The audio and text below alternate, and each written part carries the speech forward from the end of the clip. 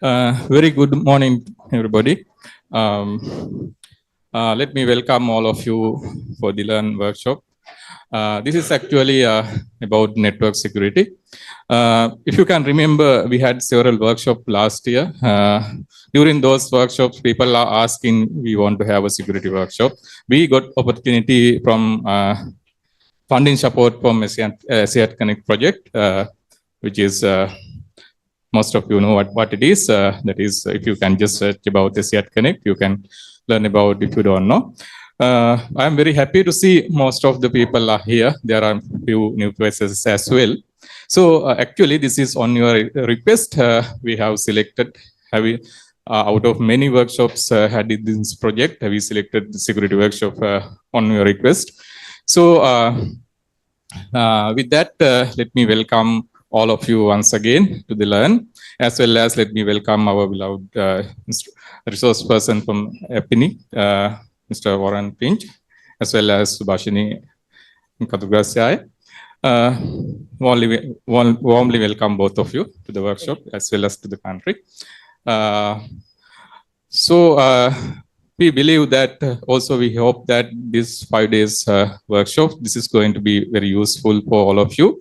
So I hope that you can make use this time, make use of this opportunity for you to interact each other's. Network security, in the sense security is essential for everywhere. So without security, nothing can exist in the world today. So this is something very essential. That is why you are asking us in same workshop several times. So make this opportunity to learn most of the security stuff from our instructors.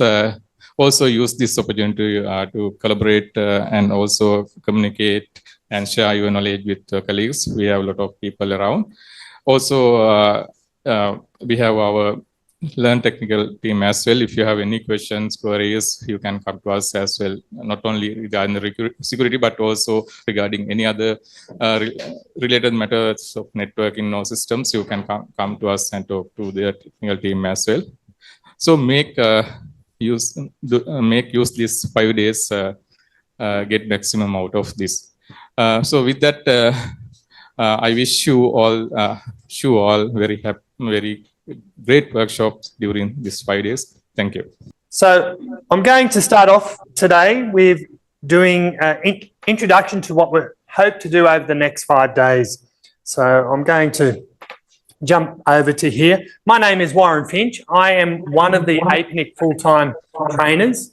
I also have Suba here. Did you want to introduce yourself? No, not yet. Okay. So in regards to the schedule, we normally do the schedule from 9 a.m. to 5 p.m. for most of our APNIC training. I've had experience with training in Colombo where the traffic is really bad, and so most people don't turn up until 9:30. So it looks like everyone's here bright and early, so we can change that so we can finish at 5 if you like, or depending on how we're going with the labs, we can go longer and so on. All the material is available on the APNIC Academy website, and you can get access to it by scanning this QR code, going to this link here, or I've created a shortened link just here. So if you open up that's going to take you to this website here.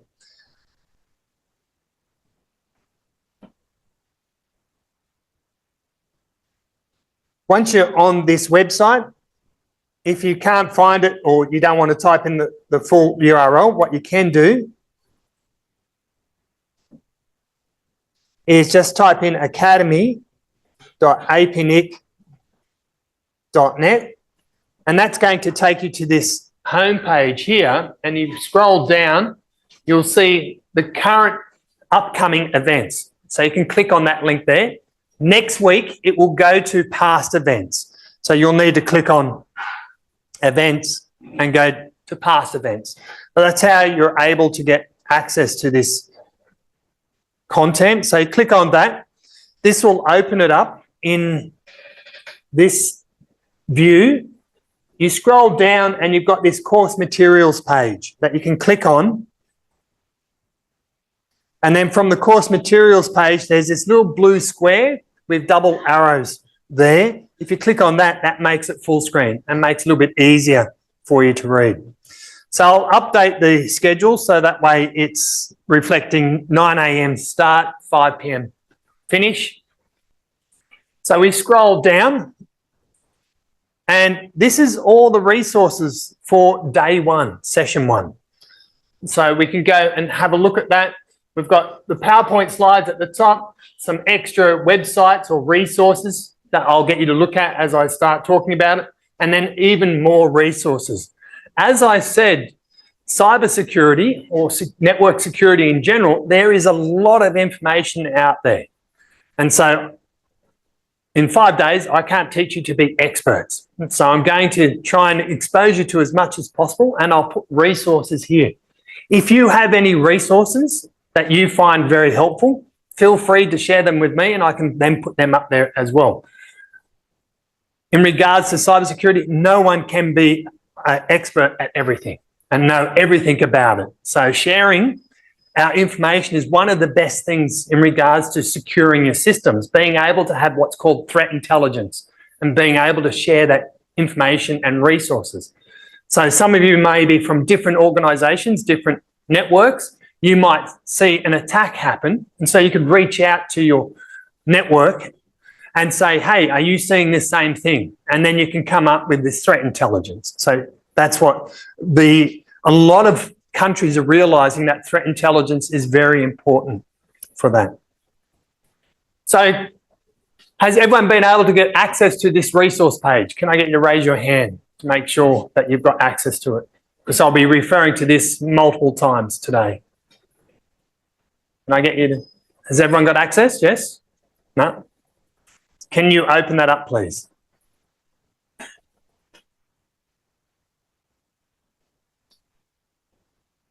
In regards to my background, I prefer to be referred to as what's called a blue teamer. So I prefer to defend networks.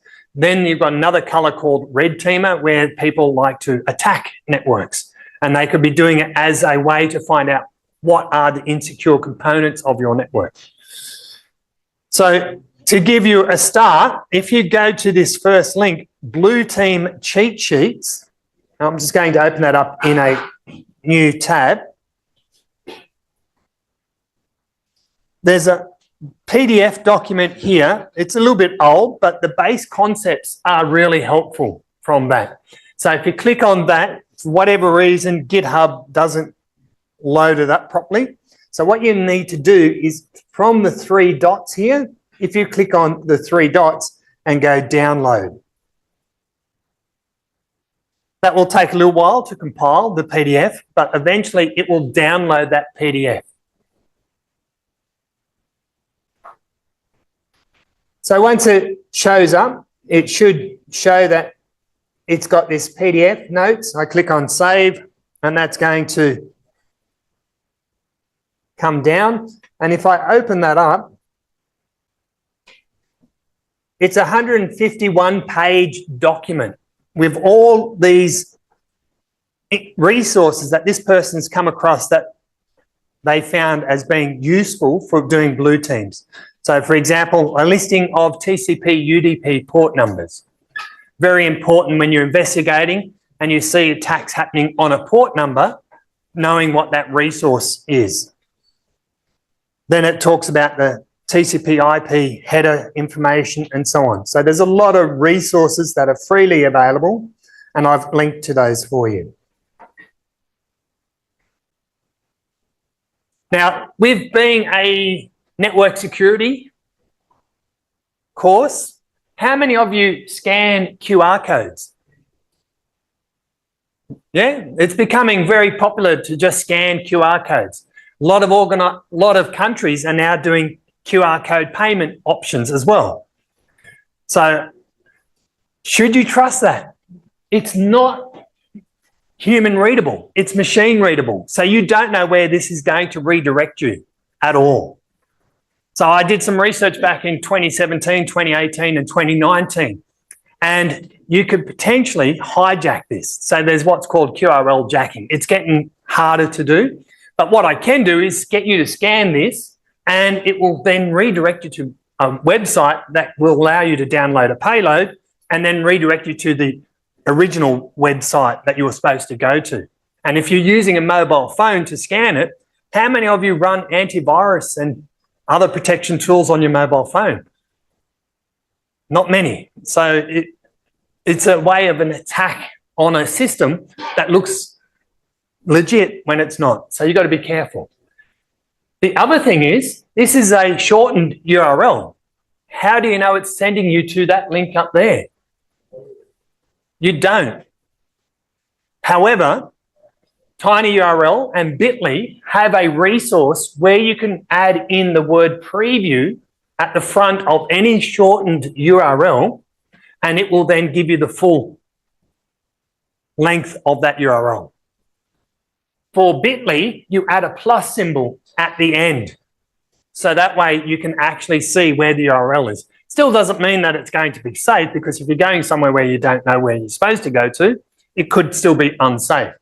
So there's other tools that you could use that will unshorten and get link info about that. And then there's other tools called urlscan.io that allows you to basically, it will connect to that website and tell you what files it's downloading.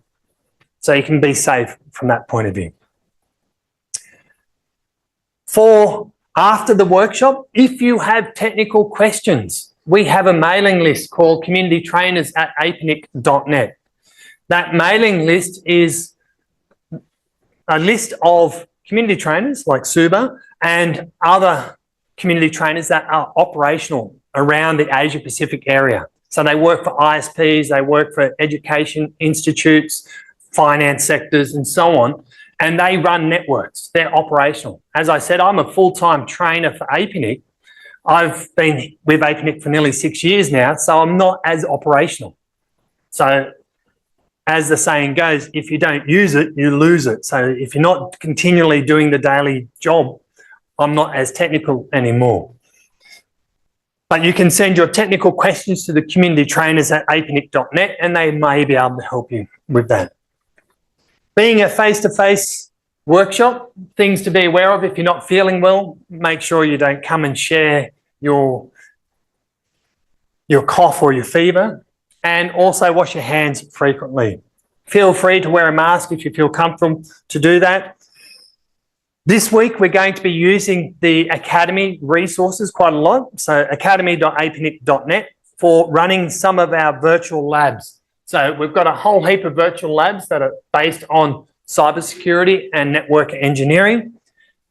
On the online courses, next week after the workshop is finished, you can go and share that link with your colleagues, and they can do some of the self-paced courses.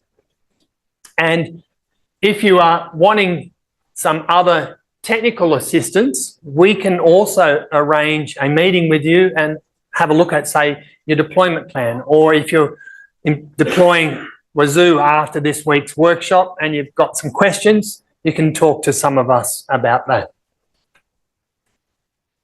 Eduroam from education sector, if you complete one of those short-paced, self-paced courses, you'll be able to get access to Eduroam. So I didn't need to connect to the Wi-Fi here because I got straight onto Eduroam.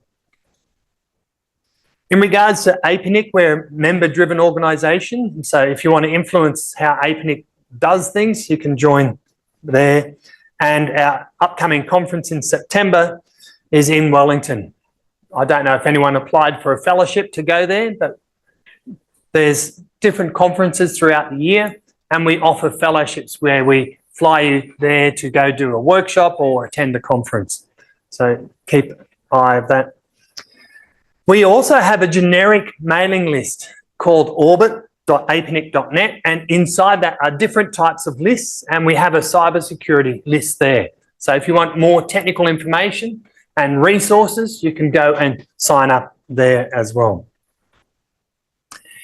This is just more a disclaimer. Sometimes when we do these sessions and we're using Zoom, if you are creating a recording of that, you need to make sure that you get permission from APNIC, and you can't make money from our recording. We had a situation where someone was joining our Zoom sessions, recording the Zoom sessions, and then selling access to that Zoom session. So the idea is that APNIC is a not-for-profit. Our resources are free and should be free for everyone. What I want to do is to get you to join this Menti. So www.menti.com. This is the code that you will see there. And I've just got to start that. So just give me a second.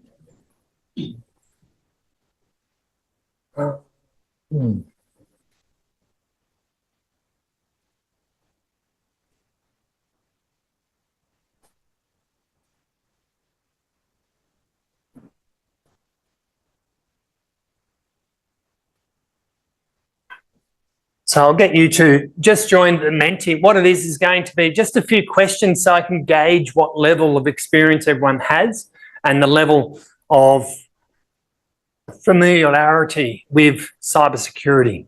So that way, if I need to change the content, I can do that. Got 24 people doing thumbs up. We might get started.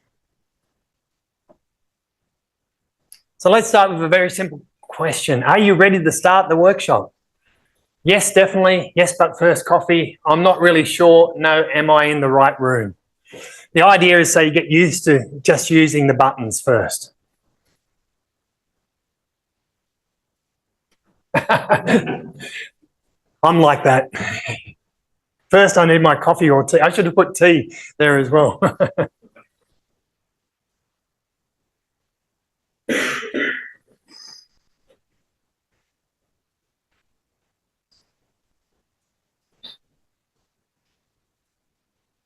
So the idea is I'm going to ask questions and then we can gauge based on the graph where you're at for that. So that's the idea behind this.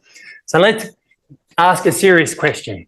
So which role best describes you? So network engineer, systems administrator, security engineer, researcher, student, or other?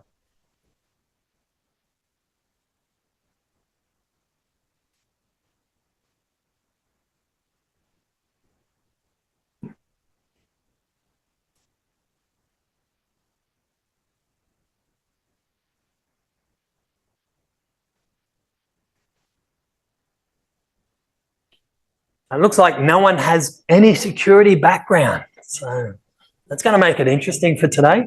Lots of fun.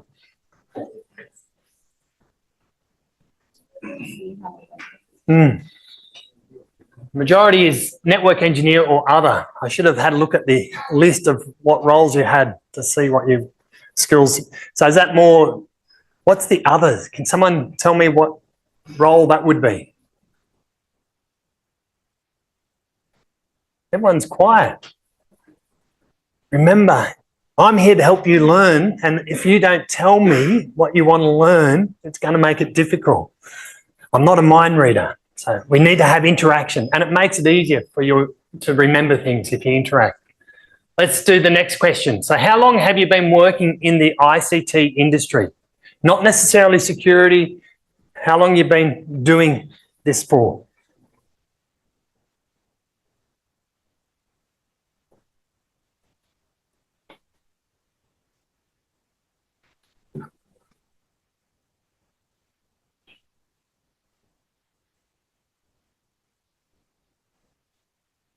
So some have been doing it for a long time, nearly over a decade.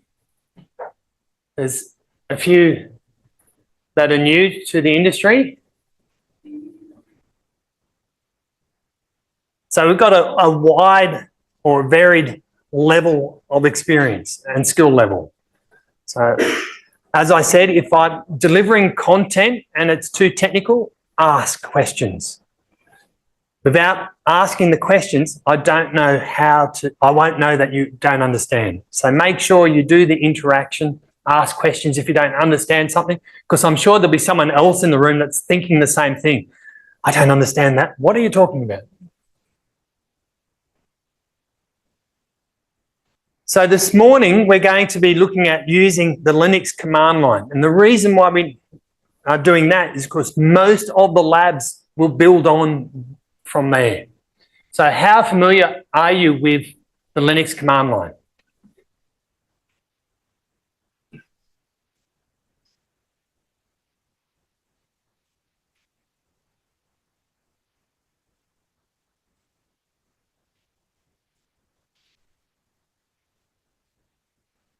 So it looks like we've got not much or not at all, which is good. So I'm glad I put that in for the lab. For those people who have got experience, I'm going to utilise you, hopefully, to help those people who are not experienced. If you want to improve your skill, try teaching someone how to do something. It makes you think and go back to when you first started. So it does help from there. It's good to see someone did complete the virtual lab, but we're going to do the virtual lab today anyway. So far, what do you know about network security? Now, we're not going to be doing a graph this time. I want you to type in some words that you think about when you think about network security and what you know about it. You need to type something in.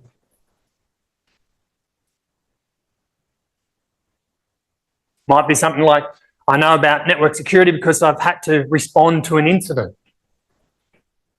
Hacking, IPsec, encryption, yeah. PKI, public key infrastructure, gateway, firewall, segmentation, Wi-Fi password. Infiltration, pen test. Prevent unauthorized access, protect, port security, DNSSEC. I assume that's breaching. Tracking, safety, port security, infiltration, subnet, devices, secure environment, unauthorized access. Now it's getting difficult to find where things are. VLAN, endpoint, everything. Currently, at the moment, network security or cyber security affects nearly every part of society in one form or another. In Australia, we had an incident that occurred where mobile phone systems went offline. Those mobile phone systems went offline also meant that the point of sale systems went offline. So supermarkets shut down, retail outlets shut down, all sorts of things. So it impacts there. So VoIP, voice over IP, that's a good one because a lot of people forget about the voice over IP. They secure the normal access network, but not the voice over IP network. And we'll look at that when we do the packet analysis. We can look at replaying a VoIP session. Okay, so it's good. Some good words there. In regards to this week, what are you looking forward to learn? It doesn't need to be on the agenda. What would you hope would be the ideal thing to learn from this week? Improve security, detect security incident, protect network systems administration. VA and PA. I'm not too sure what that one means. Exploit fixing, penetration tools, log analysis, learn new techniques, intrusion detection, packet analysis, secure network, security monitoring, hacking, new ideas, improved knowledge, Linux. I'm glad someone's mentioned that one. Troubleshooting, exploit fixing, manual configuration, testing, troubleshooting, research gaps, DNSSEC. I'm not covering DNSSEC this week, actually. So incident response, firewalls, infrastructure security, monitored network activities. I need to move my mouse out of the way. Prevent breaches, practical aspects, cybersecurity, incident logging, implement, monitor network. I've said that. Infrastructure security, protected network, learn new techniques, detect security incidents, improve knowledge. I'm not too sure what this one means. VAR and PAR. Vulnerability assessment and pen testing and analysis. Okay. Securing systems, red dash blue teaming, reliable systems. Now that's a good keyword there, reliable systems. security mechanisms, explore traffic, security analysis, device hardening, IDS, IPS, which is intrusion detection system, intrusion prevention systems. We will cover that on day 3. So yeah, hopefully I will cover a majority of some of that. I'm not going to do DNSSEC this week. So that is one thing I know I'm not covering. That's because then I have to teach you all the DNS concepts and then all the things that go with that. So we normally don't put that in with the network security. So this week, the resources I've already started to expose you to is the slides that are on the Academy event page. We'll look at virtual labs later today, and hopefully we'll revise what we've been covering using Q&A sessions and Kahoot quizzes to see if you have any outstanding questions or that you understand what we've been talking about. And on the last day, we'll have a capture the flag challenges where there'll be a Jeopardy style capture the flag, where basically you get asked a question and you go and answer the question based on, say, it might be something like, with this packet analysis, what was the IP address of the attacking system? And you'd have to go download it, open it up and then analyze it. So each morning I'm going to put up a Menti similar to this, but it will ask you if you have any questions about the previous day or the training sessions. And I'll leave it up for the day. For today, I won't leave it up, but if you have any other questions and you don't want to ask it out loud, you can just type it in here. And that way we've got it recorded and I'll try and answer that. So if you've got any questions about what I've covered so far, or what you want me to cover, you can put that in now. If you don't have any questions, that's fine. I may leave this Menti open for the rest of the morning, but I won't leave it open all day at this point. But normally I'll leave a Menti session open, so that way if you do have any questions, you can type them in. And after each break, I'll have a look to see if there's any extra questions. When is the interval? Interval? As in the breaks. The breaks, what I had on the agenda for this, I'll need to talk to someone from the Learn technical team, but that's what I tend to do. What's a 90-minute session, and then we have a break. 90-minute session, have a break. But because we're going to start early and finish early, we'll change that around. But usually it's around the 90-minute mark. Will you provide any research ideas as a newbie to the network security? Definitely, definitely. I will definitely do that. And if you have a look at the first session, I actually have a training that you can do for free, or most of it is free, called Try Hack Me Security Operations Center Level 1 training. So if you're a newbie, I would suggest that you go and sign up to that website, and it goes through lots of technical information and it uses like a CTF option for you. But you'll see I've got lots of links there for you.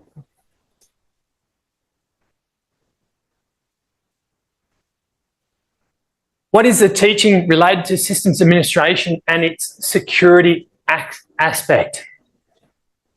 So from a teaching point of view, you're going to have to think about what are you teaching as a systems administrator, what skills you want them to have, and then you want to look at doing what's called defensible architecture. So with defensible architecture is how do you design your system so you can have it secure at the start? What techniques? We'll talk about it briefly, but there won't be any exact mechanisms there. I can give you resources if you like. What are the new trends in networks? New trends is network automation and also securing networks and using various tools to monitor those networks. How to join the APNIC technical community for Teamworks. The Orbit is a good example. You can sign up to that one for those people who are interested there.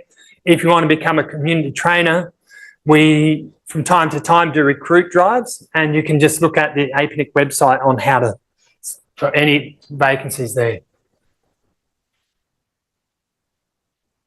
Could you please discuss and give some more info on open source tools and paths to do pen testing and vulnerability assessment? Tomorrow morning, we'll be covering that, so you'll learn a little bit about that there.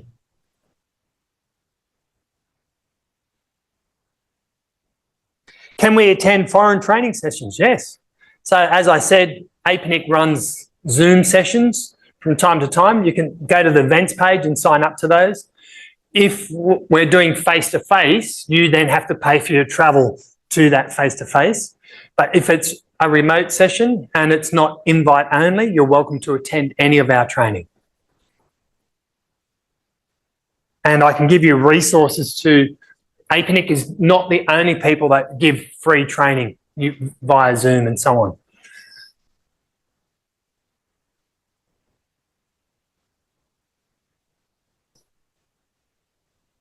I'm just going to minimize that.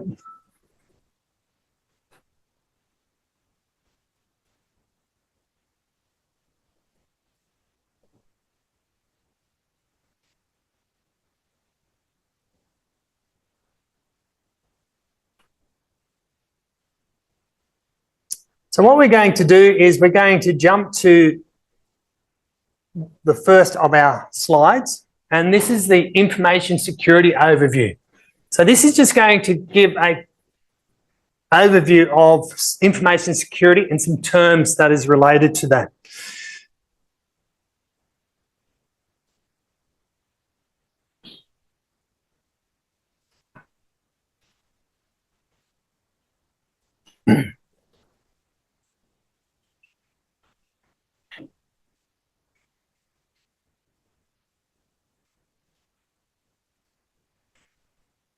So from the term information security and cybersecurity, sometimes they are the same thing, but information security tends to be in regards to the information. Cybersecurity is in regards to everything to do with ICT.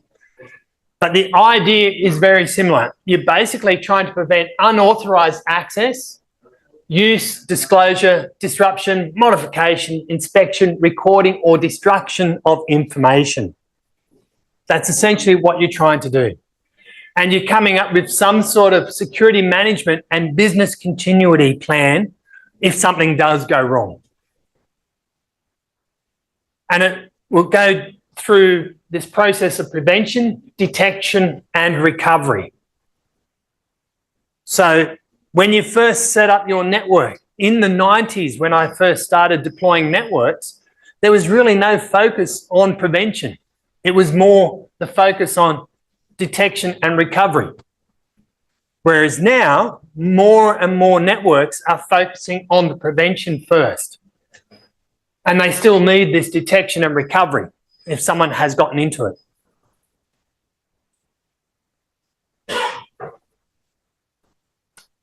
And it's becoming everyday news. It's very unlikely to go a single day without some sort of security breach being reported. If you go to this website here, the information is beautiful.net, and it's got the world's biggest data breaches hacks. And you can just go to a shortened Google link this time, if you trust me, but you can go there. And the larger the circle, the more information has been stolen.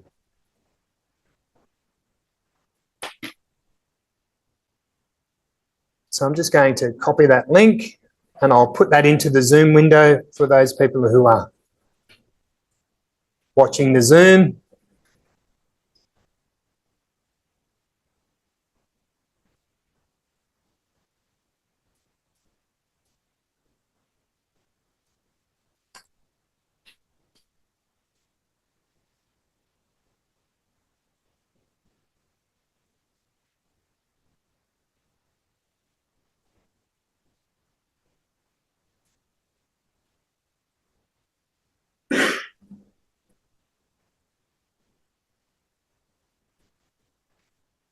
So it's got a lot of information, but we can see here 2024, or the timeline on the left-hand side.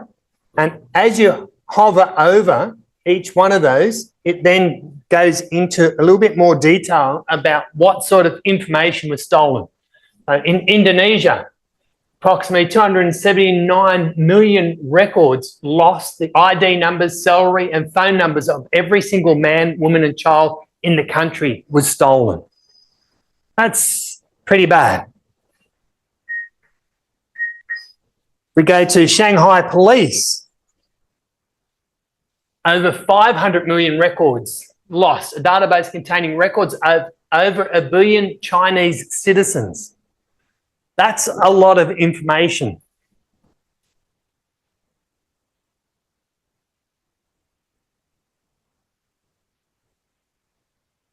Microsoft, which I'll talk about a bit later on, 30 million records lost.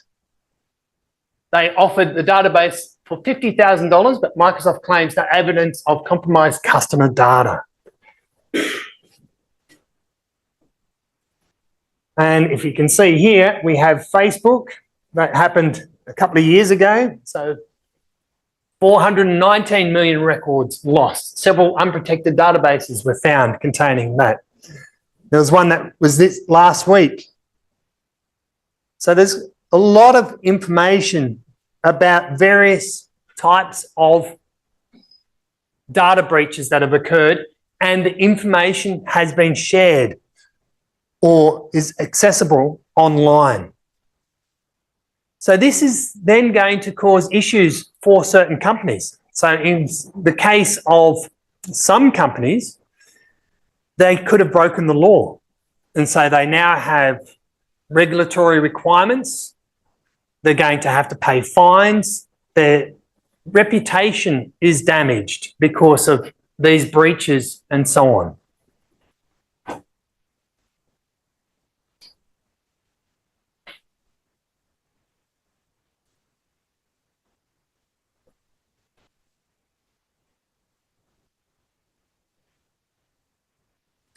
If you want to find out if your data has been involved, or even your network, if you're a systems admin and you want to find out if your domain has been involved in any sort of data breaches, you can go to this website, haveibeenpawned.com. It's run by Troy Hunt, who lives at the Gold Coast in Australia. And he started this out more than a decade ago because he kept coming across these data breaches, and he wanted to find out for himself whether his client's information had been shared. So he started running this, and then as the website became more popular, more and more information was sent to him. But essentially what it will have is information about how many different accounts have been accessed, or the information is readily available on the internet. So let's go to a browser.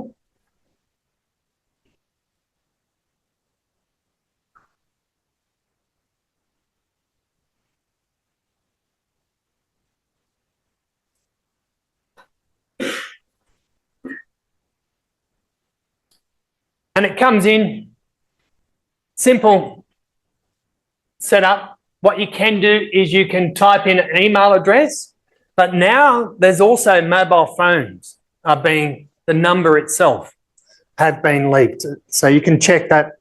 But what you do is you type in, so I'm going to bill@gates.com. I just created a random one referring to Microsoft's founder, Bill Gates. If I click on that one, it's going to hopefully show me that that has been involved in some sort of data breach. In this case, 83 data breaches. And if I scroll down, it will show me which data breaches it's involved in, or how this website found out about it. Okay. Now, this is what a malicious actor would do. If they're going to target an organisation, they're going to try and find out as much information about that organisation, including their email accounts. And if I'm able to find an email account, I'm going to then test it here and if it comes up as being in a list of data breaches, I then use that information to go and find that data breach and try and get the list of passwords that were in that data breach. So now I have an email account and potentially an old password or the same password. With that password, I can then try and get access to your systems. True? And there's been research that has shown that if they know your past password, they're 80% likely to be able to guess what your new password will be.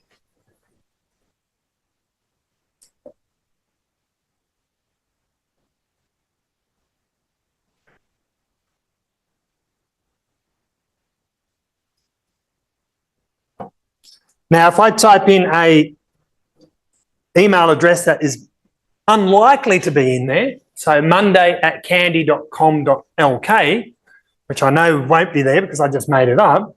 If I click on this, it should hopefully come back as green. Good news, nothing's found. No breached accounts, no pace in regards to that. As a systems administrator, what you can do is you can sign up to be notified about certain accounts that are critical to your running of your network. Or if you can prove that you own the domain, you can sign up your domain email details. And then you'll get an email about any accounts from that domain that has been involved in a data breach. So this is being preventative, or not quite preventative, but it's being proactive, being aware of what's happened with that. You can also sign up and do this from a programming API, application programming interface, rather than using the web environment to do that.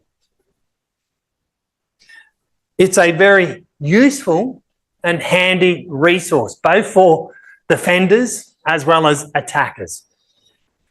A story that this was used for was President Trump basically put a challenge out saying, which I'll show you in a slide shortly, put a challenge out saying that you need a very high IQ to hack my email address.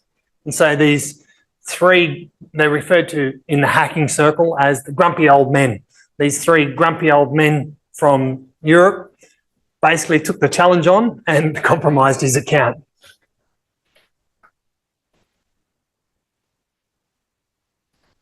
Once I've got a username and password, I'm going to try and get access to your systems. And here's a listing of some of the systems that have been compromised recently in Sri Lanka.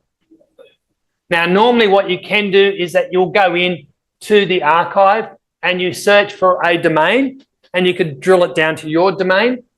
And in this case here for Sri Lanka, there's 6,100 different notifications and a listing of the recently compromised websites. So this isn't specific to networks, but a website. Now, sometimes it might be as simple as they're able to upload files to the website. And so as part of their pen testing, they've done that.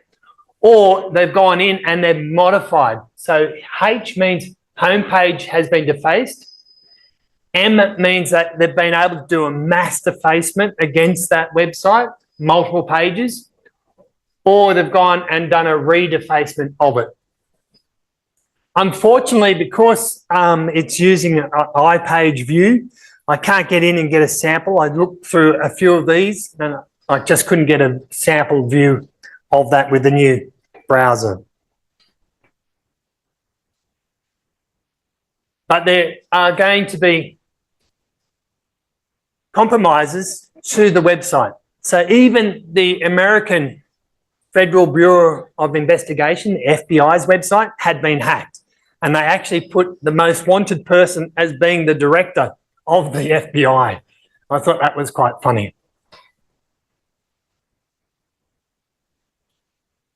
So security breaches, when it occurs, in most cases, It could be because of a vulnerability in the software, the hardware, or the system, or a combination of when you install this software on this operating system, it creates this vulnerability.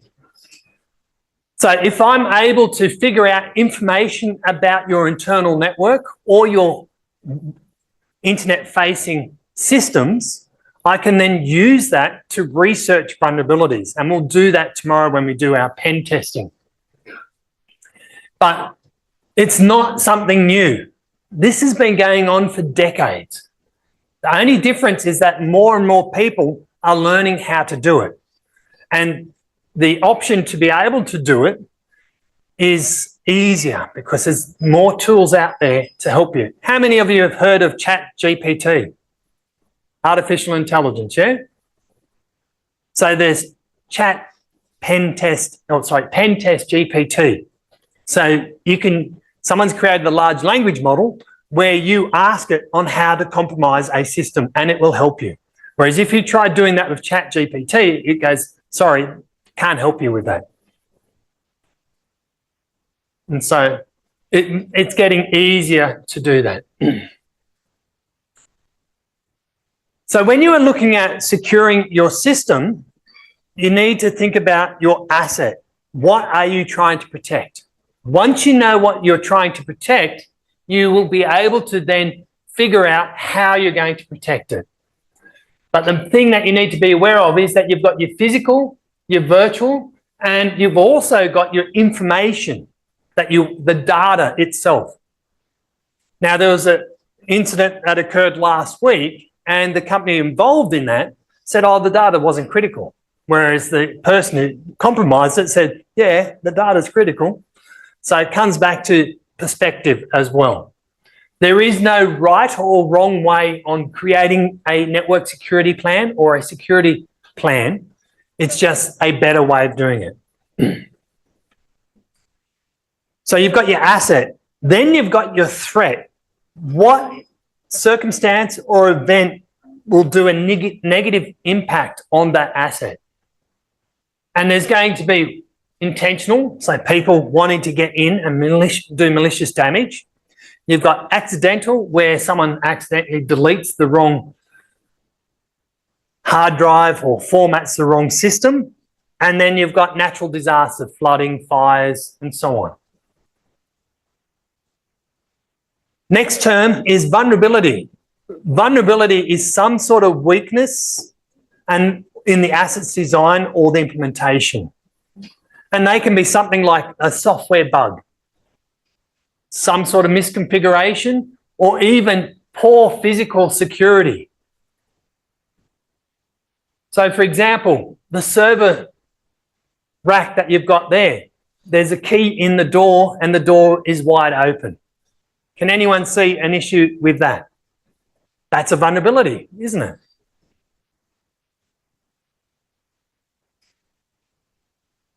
In Australia, this is a famous thing that happened. Sydney Airport, one of the biggest airports in Australia.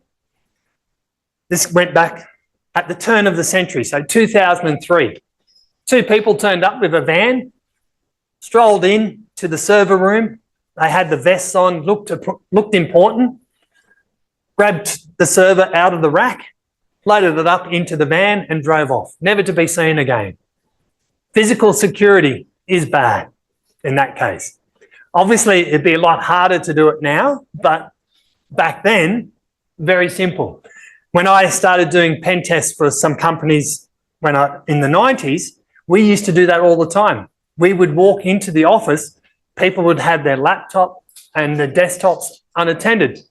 We'd unplug them and walk out with them, especially when we're doing our pen test. Why would I try and spend all this energy trying to get a username and password when people leave their laptop logged in? So I would unplug it, walk out with the laptop, and again with Wi-Fi, that made pen testing so much easier because I then didn't need physical access to their network. Then we have the risk. What is the potential for loss, or what's going to be the damage if something happens, if that threat exploits the vulnerability? So what you end up with is this model that looks like this. You've got your asset.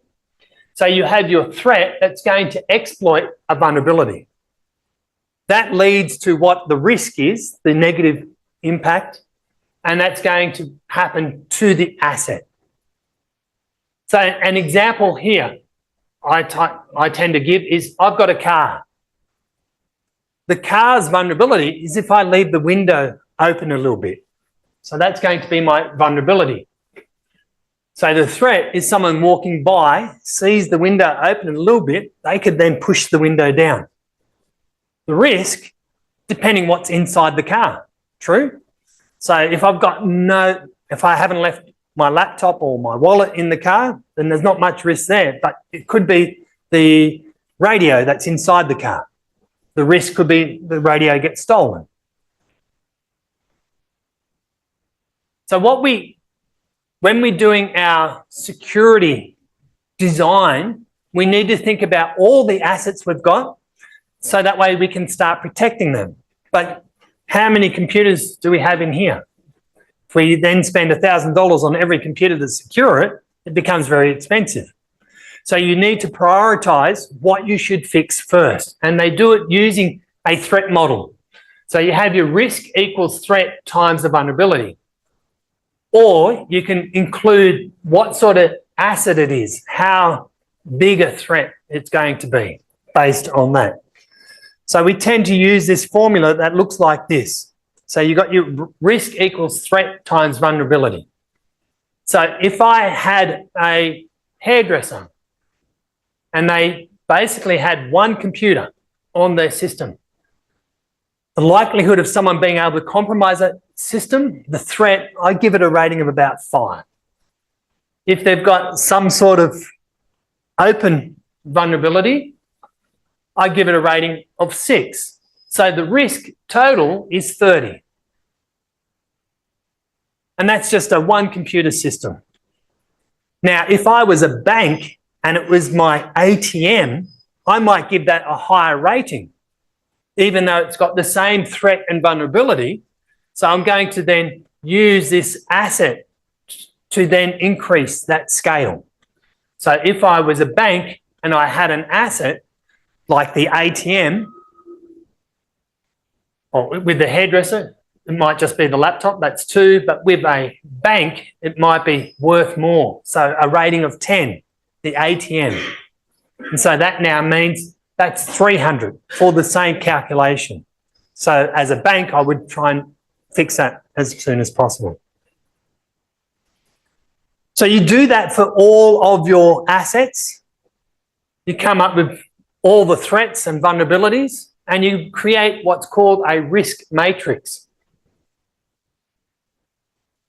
So with our risk matrix, we tend to have what is the likelihood of that and what is the impact of that asset if it gets compromised. So you end up with something that looks like this. Likelihood, impact, consequences, anything that comes out as red, you're going to try and fix as soon as possible. Anything that comes out as green, you might use some sort of mitigation rather than fix. To give you an example,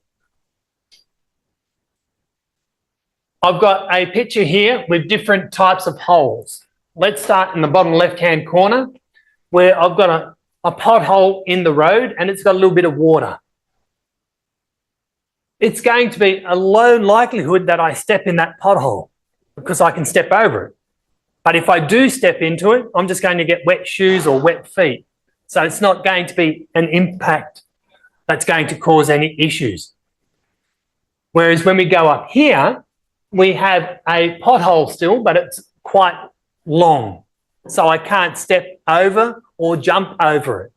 So the likelihood is high. I'm going to step into it and get wet shoes. But it's still a low impact. Whereas if we look on the right-hand side, we've got similar setup, a small pothole, but down the bottom are some jagged spears or something sharp at the bottom. So the impact is going to damage my foot. I'll get a spike through my foot And you can see that there. So you want to fix it as soon as possible.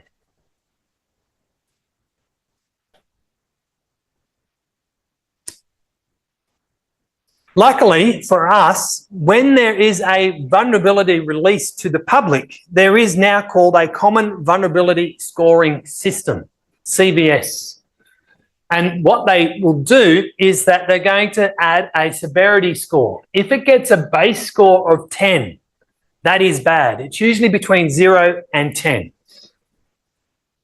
Anything that comes out as 10, you should fix immediately or take the system offline until you can fix it.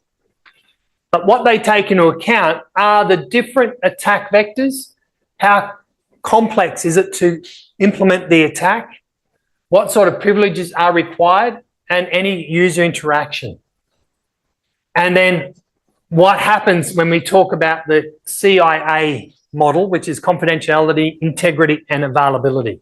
What area is it trying to attack? So we can see here that its attack vector is via the network. The complexity is low, and it's going to impact all of these three main areas, and I'll talk about that shortly. So the Apache Struts vulnerability affected our web servers, and it wrecked a lot of people's Christmases because they had to stay back and fix the systems. Once we've got an idea of the severity or the risk matrix to our asset, we then need to think about how are we going to prevent, detect, or even do corrective action to stop that from occurring.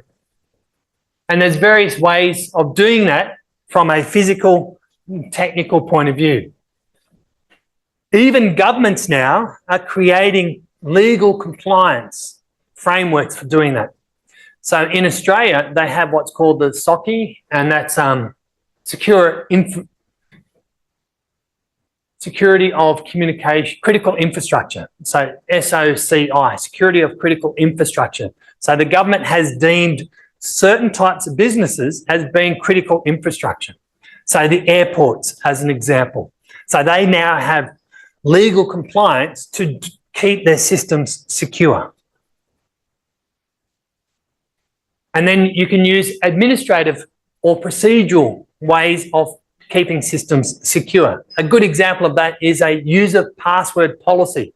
You must create a password that is 10 characters in length, and it must be with uppercase, lowercase, and some complexity. That is administrative, not technical, because you are asking the end user to do something. So what we're going to end up with is creating this layered security approach. So you're going to think about what sort of control will you use and when are you going to be using it, the effectiveness of it during the attack. It's very much like when you play computer games. You see how I've got multiple layers here, and I've got to try and get through those layers depending on what's happening. So if we have a physical, technical, and administrative, when will this occur? So the physical could be preventative, locking the doors, locking the server rack. So it was going to delay the attack. If someone tried to get physical access to the server rack, they can't. They've got to pick the lock first, or they've got to cut through the lock. And so you're delaying that attack. Technical, having some sort of detective mechanism there. So have software to determine when the server's been shut down and alerting the help desk. So if someone gets physical access to the system and they take the server out, the power has been removed, so it's now turned off. Help desk gets told about it.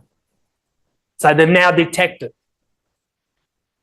Administrative, corrective might be the server rack can no longer be stored there. We're going to now store it into a completely different room, lock that room.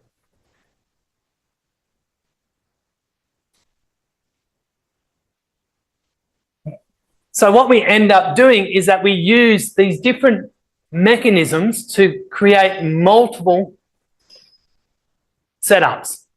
And you're going to use one or more of that, either preventative, detective, or corrective. And you just layer it. That's the idea behind it. And you're going to do it multiple times. You essentially are trying to delay the attack as much as possible until you can detect it, and then you do corrective options for that. A lot of training in regards to cybersecurity talks about this defense in depth. So being able to secure your environment using different mechanisms for that. So medieval times, they have these castles, and the castles have various mechanisms. So the first defense would be the moat. I've got to get across the water first. Once I get across the water, I've now got the wall, the first outer wall. Then once I get past that, I now have more moats to get across. And then finally, I've got another wall, and then I'm in. So the idea is that there is no 100% way to secure a system, but what you're trying to do is to delay it for as long as possible, so that way they either give up or they're going to be found out. You're going to detect them from doing that. So let's think about it from this point of view. You've got a bar of gold. How are you going to secure this bar of gold? Would you put it in a container? And if so, what sort of container would you put it in? Would you put that container in a room somewhere? Make it a little bit more secure. Now think about the gold is about, I think 1 ounce is $2,900 I think, currently. And that's quite heavy. So I can't remember what the weight of a gold bar is, but it's probably worth quite a bit of money. So if you just put it in a container, would that be secure enough? Probably not. Someone could just pick up the container and walk out. So you then put it in a room. Once it's in the room, do you lock all the doors? What sort of locks? And then where are you going to store it? So for example, I worked for a company and we deployed a classroom environment like this. It was on the ground floor. Computers went in on the Friday. Monday morning, they were all stolen, or they were discovered all stolen. Someone had broken the window, got through the window and just took all the computers out of the classroom. Even the neighbours, oh, we saw a removal van, didn't care. So where are you going to locate it in the building? Are you going to put it in the centre of the building? Are you going to put it on the edge of the building, up the top? Are you going to have cameras watching the room and the building? And then are you going to have humans, security guards, watching the cameras?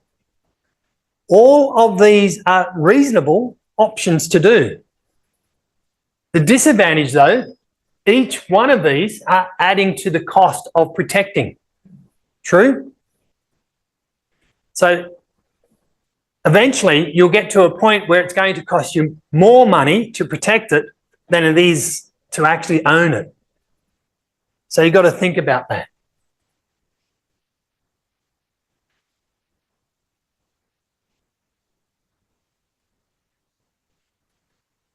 Now, we haven't really talked about this at this point, but there is the term called a threat actor or malicious person. The threat actor is the system, the software, or the person that is trying to cause harm to your environment. And there's different reasons for that. They're either opportunistic, so people are learning pen testing. They're teenagers or whatever, and it's their first time, and they just stumbled across your network because of one reason or another. Hacktivists, not so much these days, but hacktivists, when the Ukraine and Russian war started, both sides were attacking each other on the cyber instance because they were basically upset with the war efforts that were happening. Cyber criminals, so ransomware, they're trying to make money, make a living of some sort. nation states and government sponsored, they are actually trying to find out information that will help or advance their needs. North Korea are usually known for doing this sort of thing for ransomware. So that funds some of the national gross profit. And then you've got insider threats, whether that's intentional or accidental. So someone accidentally opening up a email that has ransomware attached to it, that was accidental. Compared to intentional, someone's been fired from the organisation, they go in and delete all their records. But all of this is coming back to what's called the CIA triangle or triad: confidentiality, integrity, and availability. Confidentiality is making sure that the information that you have, the data, is not accessed by the wrong people. Integrity is where that data is not modified or tampered with. And availability is that the data is available when your users need it. An extension to that would be this non-repudiation, and that is where being able to prove who the person was that was trying to modify or do that. So the sender or receiver of an email, being able to figure out or show that they can't deny sending that message. And then also the safety of that. So example, autonomous vehicles. Going back to the QR code, they were proposing in Los Angeles converting the speed signs into QR codes. So that way autonomous vehicles could easily know what speed they should be going at. Problem with that is that humans couldn't see, it's not human readable. And what would stop a malicious actor changing a 40-kilometre QR code with a 100-kilometre QR code? Nothing. And so the humans wouldn't know. They would see the human speed sign, but the QR code sign would be at the wrong speed. That could cause issues. So there's a safety there. So in regards to the common attacks, usually confidentiality happens when someone compromises a web server. And we saw that with the Zone-H website, where there's a listing of websites that have been compromised. And it might be to extract the database of that information. Even to get the passwords. And we saw that with the "Have I Been Pawned?" Integrity, again, is where I've modified something when I shouldn't have. So website defacement, that Zone-H. Availability is being able to take the system offline or compromise the system so enough that the users can't use it. And this happens a lot in regards to online ticketing systems. Someone wants to purchase something, so they'll DDoS. DDoS stands for denial of service or distributed denial of service, and it means that no one else can access it, and you can get into it that way. A distributed denial of service is done very similar, but it's basically sending so much information to a network that they don't know, the network can't handle it. We can also do things by exhausting not only the network bandwidth, but the processing power, the memory, and even the connection tables. And on switches, it was a very common type of attack that you would do, is do a CAN table attack. So all of these are basically ways of trying to get access or compromise the availability of a system.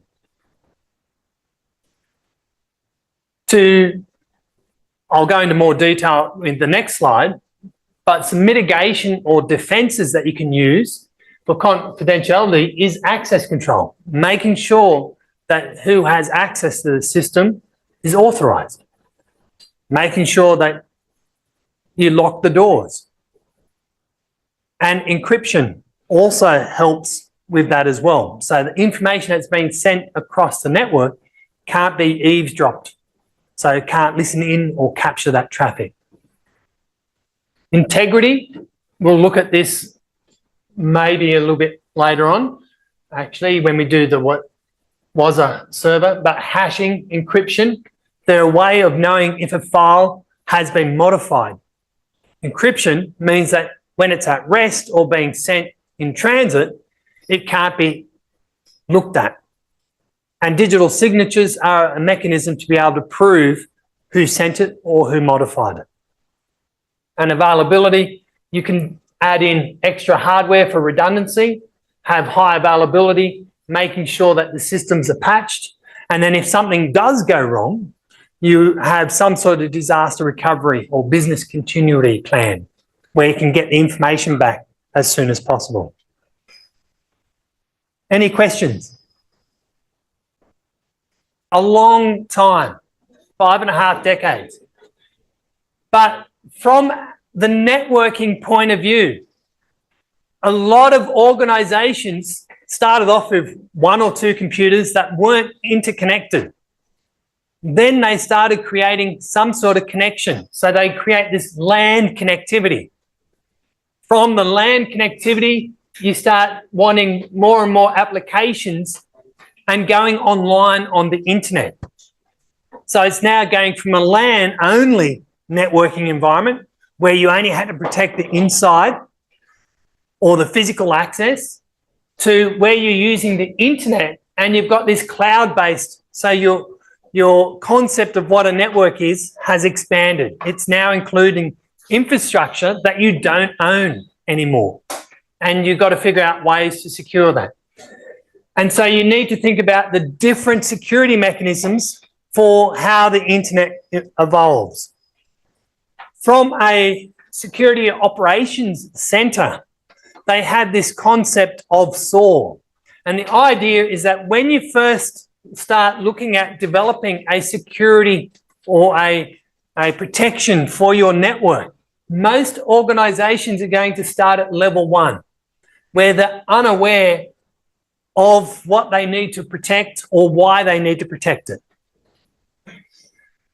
And this is referred to as a maturity level. And there's different mechanisms for finding that, but this one I like for the fact that we go from unaware to more of a reactive or security operations center, where you've got endpoint devices with antivirus software on it, and it alerts you that that file you just downloaded was potentially malicious.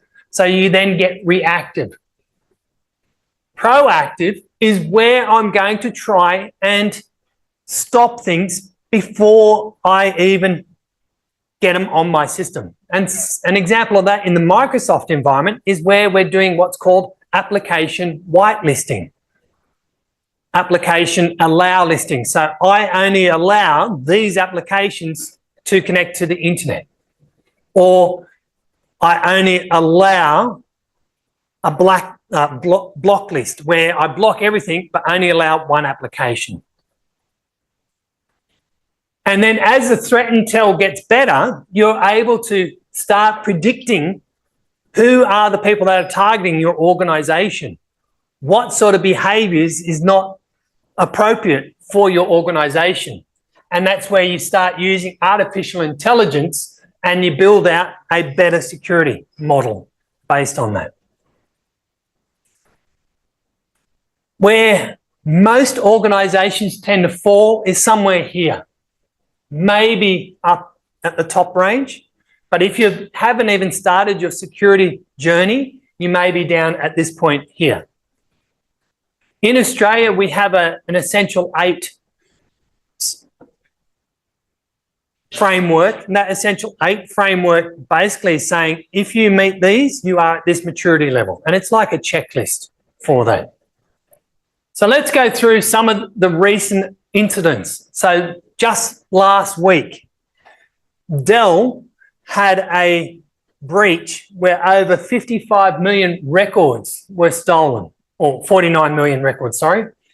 And the information was the name of the person, their physical address, and what sort of hardware was on their order. And the way this came about is that on the Dell website, if you go to this particular website, you can type in the serial number of the Dell item and it gives you the warranty status of that. A lot of vendors offer similar websites for that. What this researcher discovered was that they could use data scraping technique to basically go to this website and put in a query for a number and it got a result. They were doing 5 million records a day, thinking that they would be detected. They didn't get detected. And basically started doing these 50 million requests over the 3 weeks to get the same thing. Essentially, they notified Dell. Dell didn't see it as being a problem. They basically said, well, it's not significant data. How would you feel if someone was able to find your name and where you lived and what Dell equipment you had? You wouldn't feel too happy about that, would you?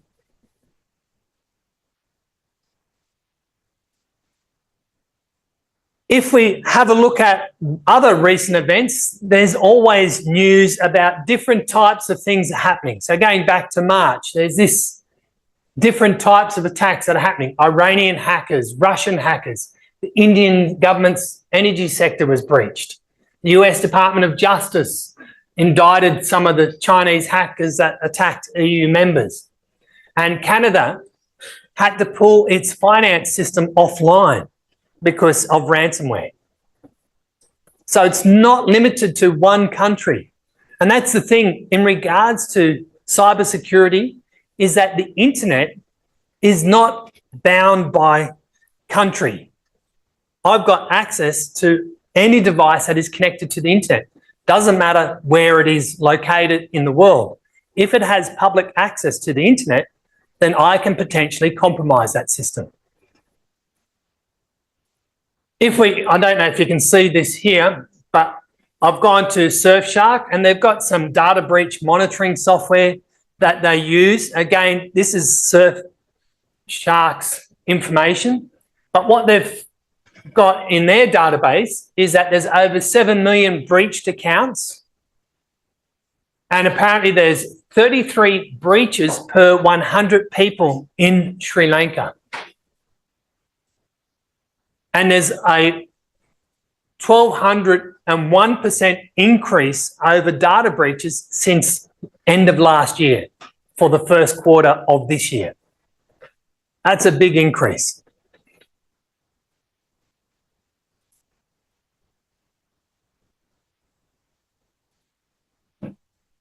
In regards to Sri Lanka, does anyone remember this incident from August last year? 2023, the cloud infrastructure of the government's email system was compromised. 5,000 email accounts were accessed. And those systems were basically on unpatched Microsoft Exchange servers. So going back to the first session where I talked about the CVE, the CVS, Common Vulnerability Score. That score should have hinted, because there's been multiple emails out about Microsoft Exchange Server that were level 10. So they should have been patched fairly quickly. The other thing was that they also found out that the backups were not as good. So some data was corrupted or deleted and they weren't able to recover that information. Sri Lanka's CERT has also sent out a report in regards to some of the common incidences that they were involved with in the past year for 2023. So we can see here, email incidents take up to nearly 8,000 incidents.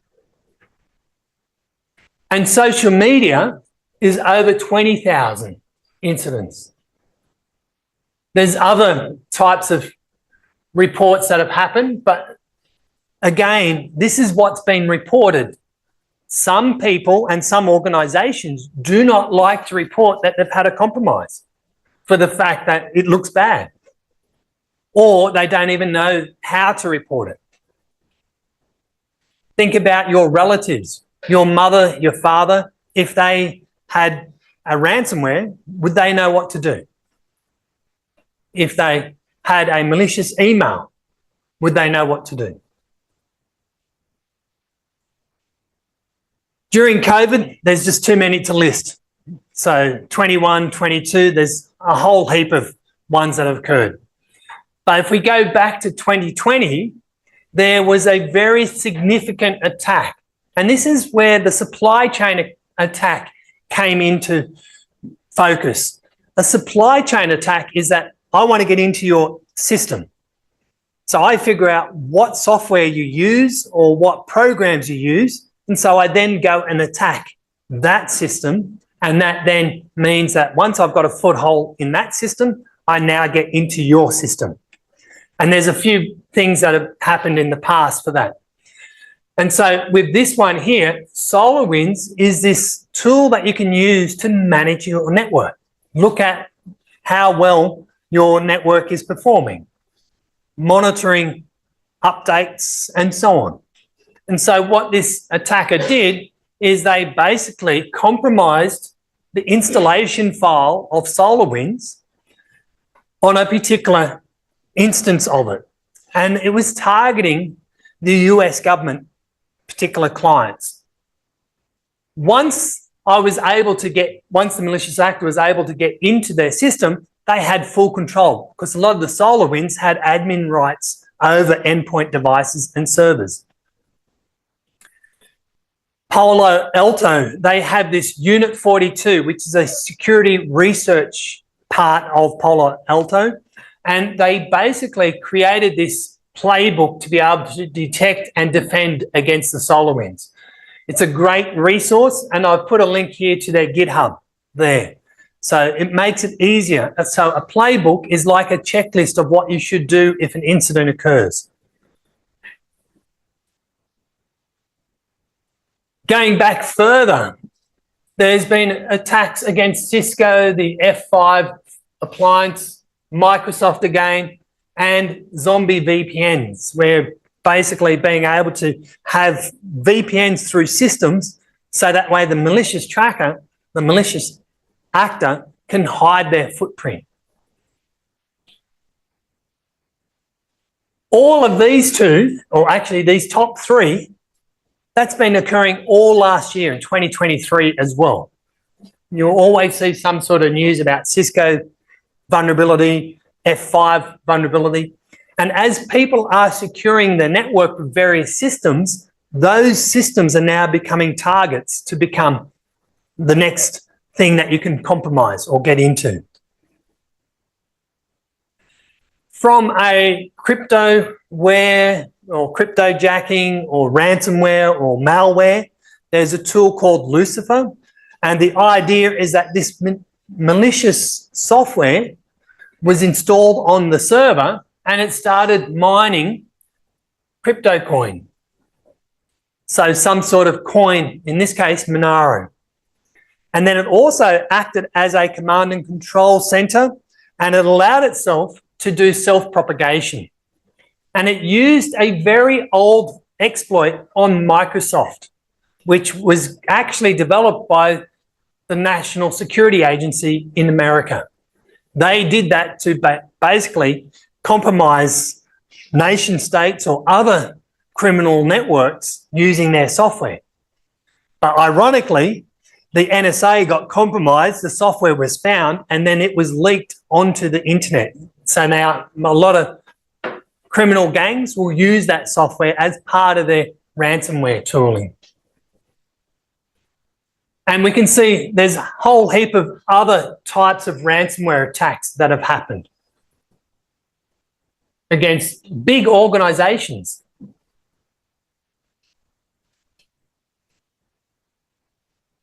Anyone use WhatsApp?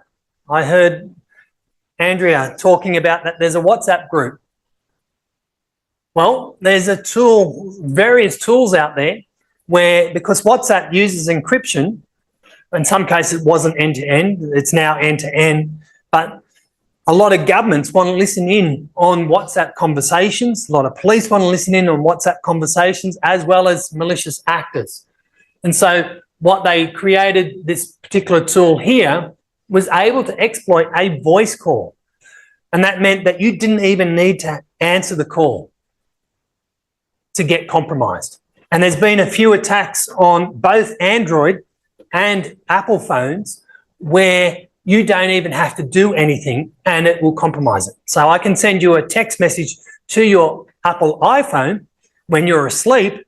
It will receive the message, install the software, then remove the message. So you don't even know you got the message at all. That is scary. There are tools out there where you can do a man-in-the-middle type attack and listen to the traffic on your devices. And Kaspersky has got this tiny check tool, and if it finds it talking, beaconing out to a command and control server, it will alert you that you've got spyware on your phone. I was going to bring it with me. I've got a little Raspberry Pi that I can use to check. I was in another country last week, so I didn't bring it with me. Facebook, we saw this in that big data breach. 2019, lots of users had their password stolen. And it wasn't just Facebook accounts, because a lot of people tend to use the same password for multiple websites or social media accounts because it's easy to remember. You shouldn't do that, because if one password gets breached, the malicious person is going to retry that password for that email against multiple. Ideally, when databases were first being exposed onto the internet, you didn't use your email address to sign up. You created a random username and you then had a password. I feel that's the way that we should have kept doing that, because that meant that it was a random name that was used. Yes, you might use the same name across multiple systems, but it wasn't linked to your email. How many of you are willing to dispose of your email after a data breach? Not many of you, I'm sure. And if it's your work account, can you just contact your help desk and say, create me a new email address? No. So that is a uniquely identifiable thing, and I feel we should move away from that. But at a minimum, what you should be doing is keeping your password secure. If it's a secure password, you shouldn't need to change it. Microsoft was at fault where they said, okay, passwords are the weak point. So you're going to have to change your password every 30 days, every 60 days, or every 90 days, or whatever.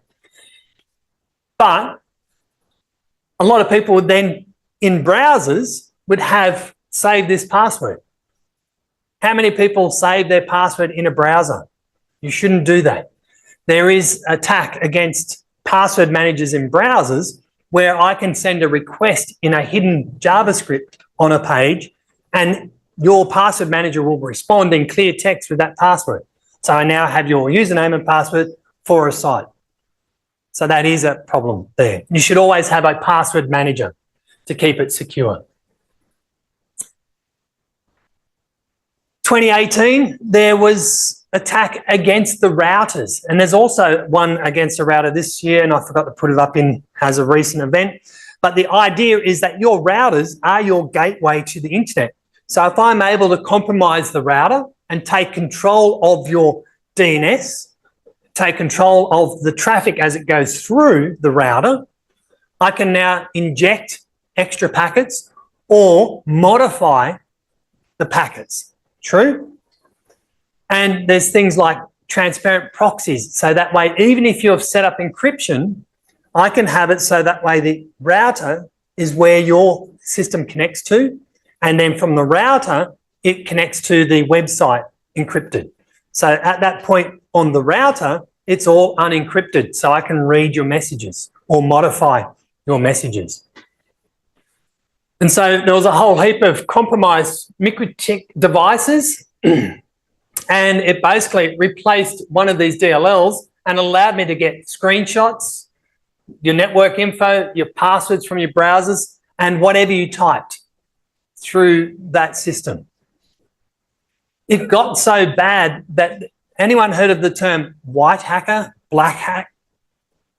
White hat hacker, black hat hacker, and grey hat hacker. So what that refers to is if you're a white hat, it means that you're doing it for good. If you're a black hat, then you're doing it for malicious reasons. And if you're grey, it means that you're sometimes good, sometimes bad.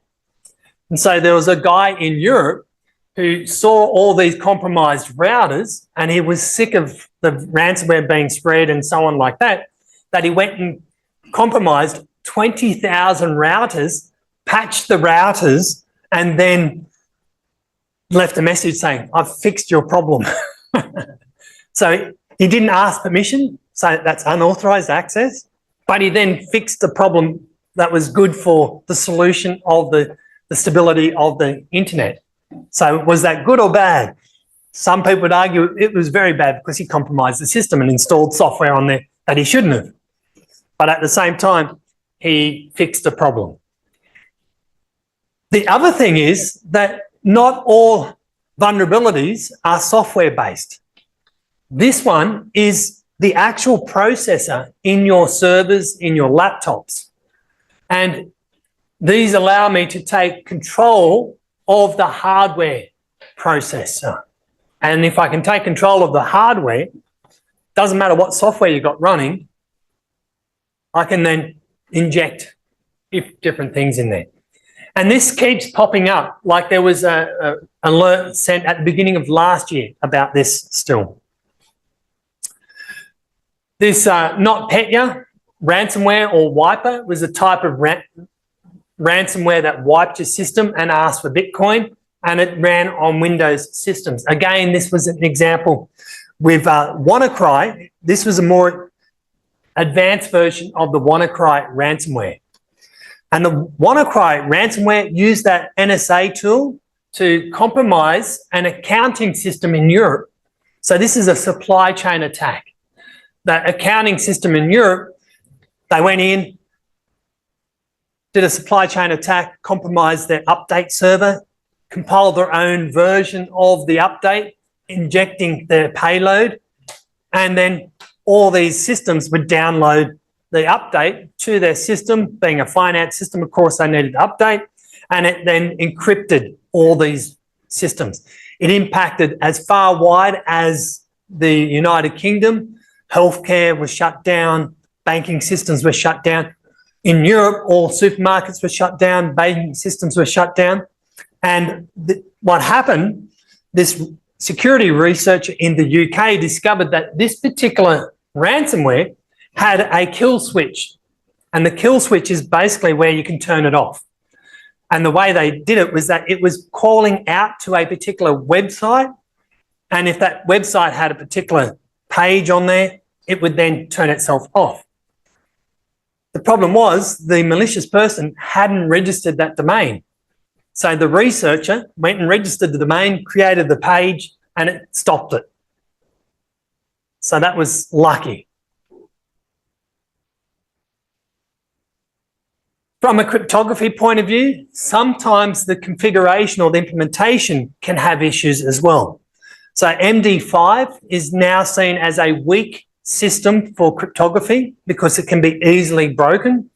So everyone started moving to SHA-1, but SHA-1 allows me to have what's called a hash collision now as well. So these are two different pages. One's got a blue background, one's got a red background, but they both come out with the same hash value. What I mean by this, there's about 50 people in the room. If I ask you to choose a number between 1 and 10, how likely would it be that some of you choose the same number? Very likely. Whereas the idea with hashing is that it should be a unique number all the time. And so a hash collision is where there's two different people or two different systems come up with the same number, but it's completely different. See how red and blue, but they get the same number?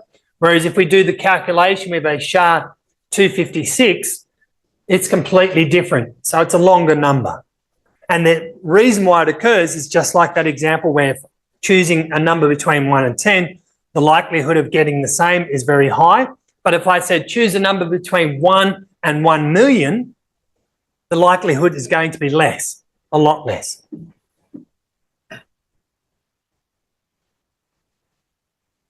So I've mentioned about the NSA, how they created that eternal blue exploit. And the reason was that Microsoft systems used to expose their port 445 on the internet, so SMB, the Windows share. If we go back to this one here, this is from about 2018, when it first, 2017, when it first, 2017, when it was first found. There was 1.5 million devices that had these Windows SMB exposed to the internet. So they were all vulnerable to that eternal blue attack.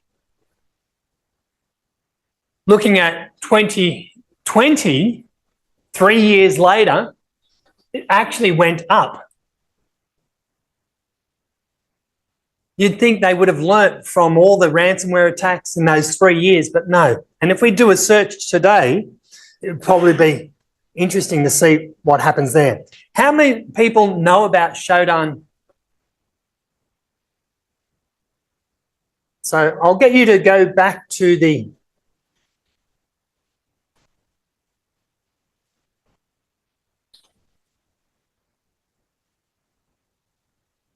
website, but we've got this tool here. I've got some links here for Shodan, but if you click on the link for session 4 just for Shodan, and it opens up, oh, that's going to be my lab guide. So I'll just go to the Shodan IO.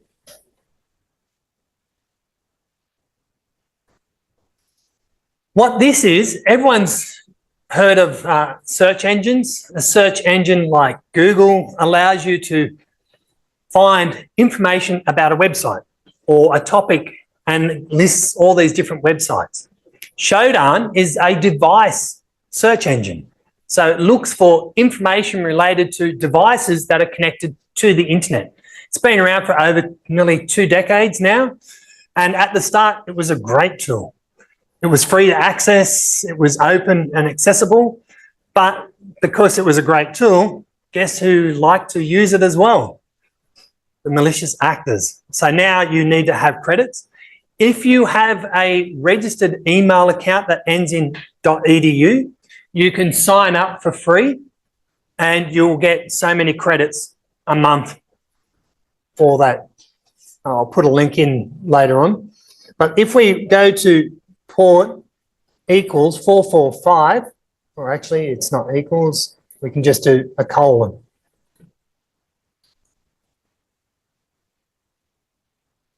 Click on the search.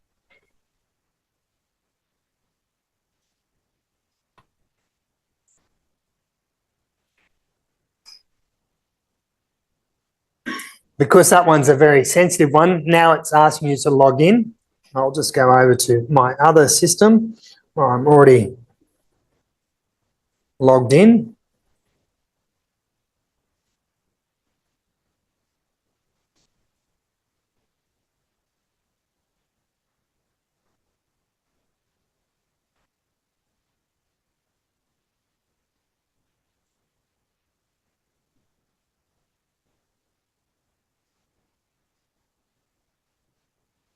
And so 4 years later, so July 2020, we had just over 1.5 million for port 445. Today, we've got 1.6 million. So it keeps going up. You've got to wonder why that is happening there. And we can see here, vulnerabilities, SMP version 3, remote code execution. That is a problem. These are publicly accessible on the internet. And this is referred to as reconnaissance. I'm doing fingerprinting for a particular vulnerability that I may know about. If it was I'm doing a targeted attack, I would try and look at your organizations, or if I'm trying to target a particular country, I might do that. So that's what a malicious actor would do. But as a defender, I would use this to check that my company doesn't have exposed information.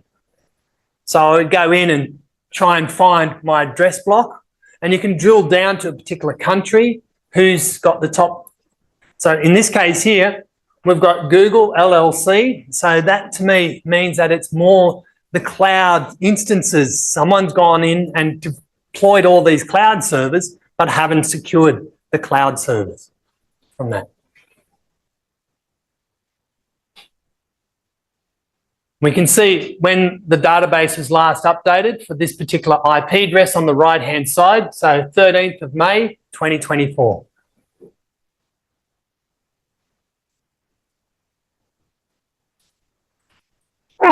Pardon me. We'll spend a little bit more time on that later this afternoon, but that was a quick exposure.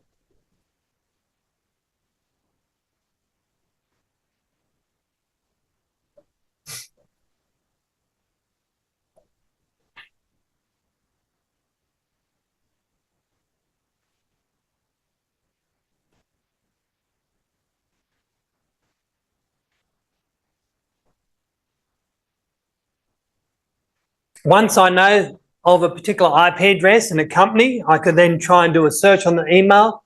We've done that example already.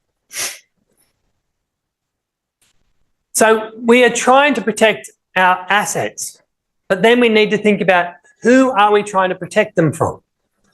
And this has changed quite a lot in the past couple of decades. Usually your network would not be a target. But now everyone is a target. There is some sort of value to compromising home users, corporations, education institutes, governments, and so on. Your data is worth something. If I can get your credit card details and sell them on the dark web, I may only get a few dollars, but if I get 1 million credit card numbers and sell them on the internet for a few dollars, that's $2 million. If I can get your date of birth, your medical details, any of your government records, I can now create fake IDs. They're worth $10 to $50, depending on how good they are. So a lot of money can be made from your data. So you need to think about that when you are designing your system. And I tend to refer to this incident response hierarchy of needs. It's a pyramid of some sort. At the very beginning, you need to know what assets you have on your system. What are you trying to protect? So you need an inventory of that. If you know what you have, do you know what they're doing? So telemetry of some sort, being able to see, are they turned on? Are they doing what they're supposed to do? And the higher you go up this triangle, the more difficult it is to achieve. So you're going to hopefully be around this point here of detection and triaging. This is where a lot of vendors try to sell you their software. And they'll say, oh, we can do all this. We've got AI for this, and it's going to help with that. But again, if you haven't got this in place, it doesn't matter how good your vendor software is, okay? So everything relies on the bottom and you go up. Some ISPs, they don't even know that they've got systems that are 3 decades old on their system because it's been put into an IX somewhere and it's been there for God knows how long, and those persons have either retired or moved on to another job and no one knows what it's there for. And if we turn it off, something might blow up. We don't know. My point of view as a systems admin, if I came across equipment I didn't know about, I would turn it off and wait for the support calls to come in. Because if it was important, you would be told. But it also comes back to how well you want your job. And there's different motivations for why people want to get into your network and steal your data or compromise your systems. And there's various reasons for that. Could be secrets, money, attention, or knowledge. The type of people that are going to do that are going to change as well. So you've got criminals, you've got terrorists, you've got espionage, war, some sort of principle they're trying to prove. So a lot of people like to exploit or do defacement of websites to make a point about some sort of activist thing that is happening. So example, Greenpeace. There's people that support Greenpeace because of the climate change and so on. So they'll go and compromise coal mines websites and splatter anti-coal mine slogans on there to try and bring attention to their efforts. Then there's people that are learning about how to get into security, doing pen testing.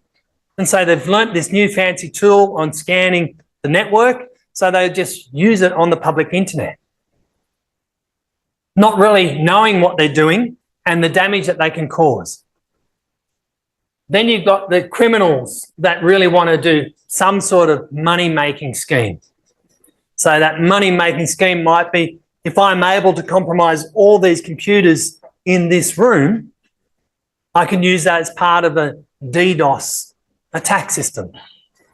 Or what happened in the United States, a system admin basically loaded up crypto mining software on all the university's computers, so that way when they weren't in use, they would be crypto mining for him.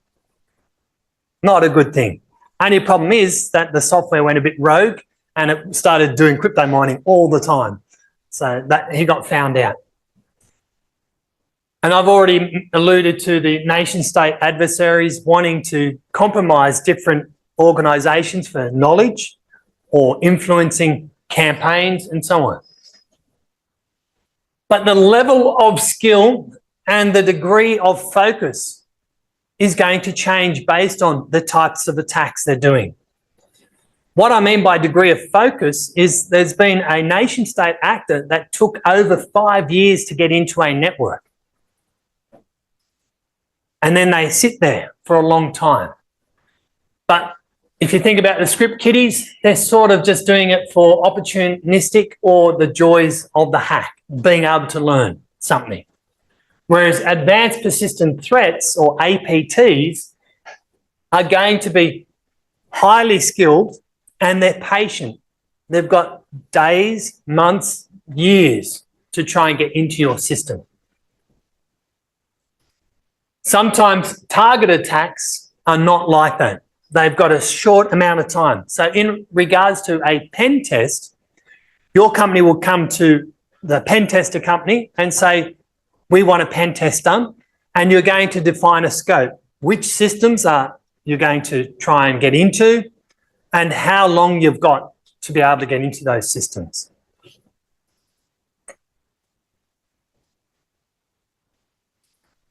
What could happen if a joy hack occurs on your environment? Well, minimum damage, random targets, and it's a learning curve. So they're not going to be very experienced. They might just get into your system, do a couple of listings, take a look at a file or two, and then leave the network. Opportunistic hacks could occur in regards to, say, in Australia, one of our ISPs, internet service providers, were compromised and all this customer details were leaked. And as a proof of concept, the malicious actor released 10,000 customer records onto the dark web, and then the media outlets advertised what some of those addresses were. This 19-year-old boy basically saw some of those customers, which included email addresses, and sent them an email saying, pay me this much money or I'm going to leak all your data. And the ironic thing was he used his brother's, his 17-year-old brother's bank account, and that's how they found him. So that was more of an opportunistic hack. He was trying to charge money to someone in regards to being exposed in that hack. Target attacks, as I said, they're going to be specific and there's going to be a reason for that. And there are organisations out there that companies can employ to go and look at the intel, the business intelligence of an organisation. So they'll try and steal that information or modify that. It can also be a not so happy employee. 2 years ago in America, I think it was for Tesla, these nation state actors offered a Tesla employee in America $20,000 US for a username and password. And they flew over to America to give him the money. And that's when the FBI arrested him. But that's the sort of thing that could happen. Anyone heard of the term spear phishing and whale phishing? What does spear phishing mean?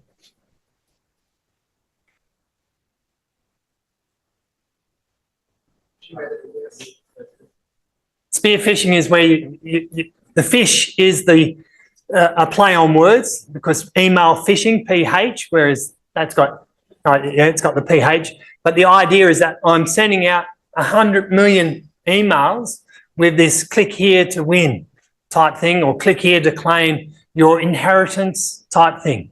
So I'm not targeting a specific person as such. I'm just hoping for one person to click or two people to click.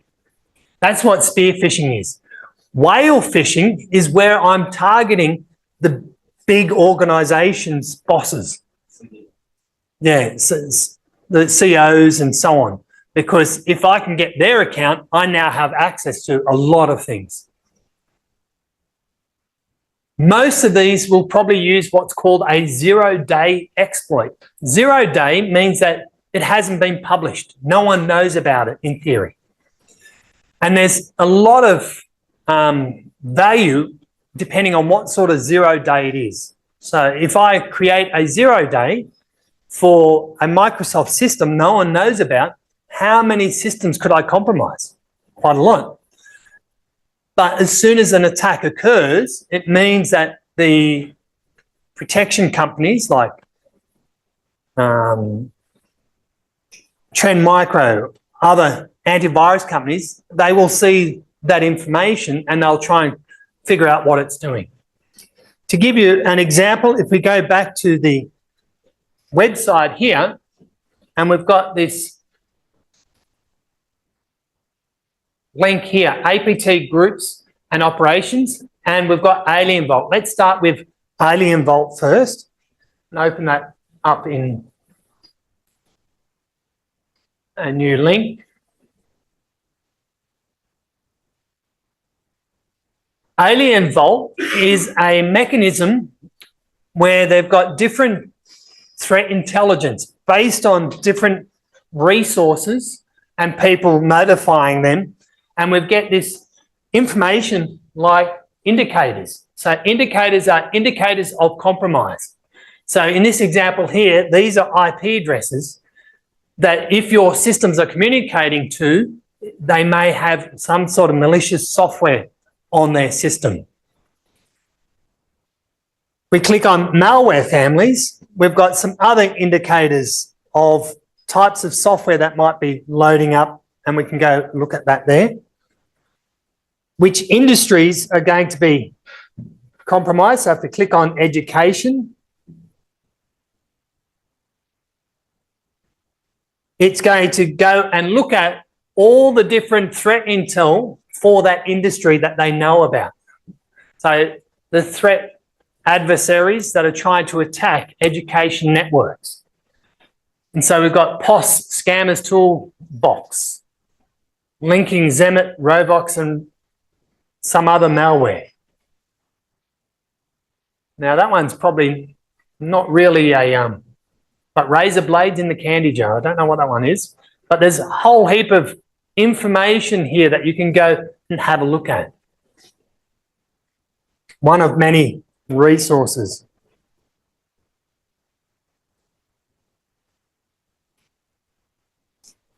Just like our target attacks, we've got our advanced persistent threats, and they're usually highly skilled and well-funded. They've got lots of money and lots of time.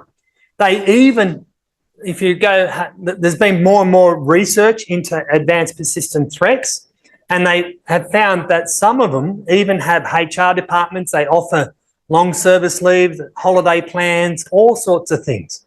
So it's just like a normal 9-to-5 job, but yeah. And they use all different means for that. And so if we go have a look back at the web page, we've got this APT groups and operations. If we open that link there, this is a spreadsheet where a group of researchers have tried to basically link the different types of advanced persistent threat groups and give general information about that. So if we go have a look at North Korea, we can see here the Lazarus group, who contributed the information. In this case, it was from CrowdStrike, or what information it's called. So common name, CrowdStrike calls it Labyrinth Choloma. Talos Group call it Group 77. Dell Secure calls it this. Depending on who your vendor is, they're all getting a different name. And that is one of the problems with the threat intelligence, is that you are getting various sources with different conflicting information, even though they're talking about the same people. So that adds a bit of confusion. So in the United States, there's an organization called MITRE, and they came up with this attack matrix for enterprise. And the idea is that it looks at the normal attack life cycle across the top. And I'll talk about that in more detail a bit later on.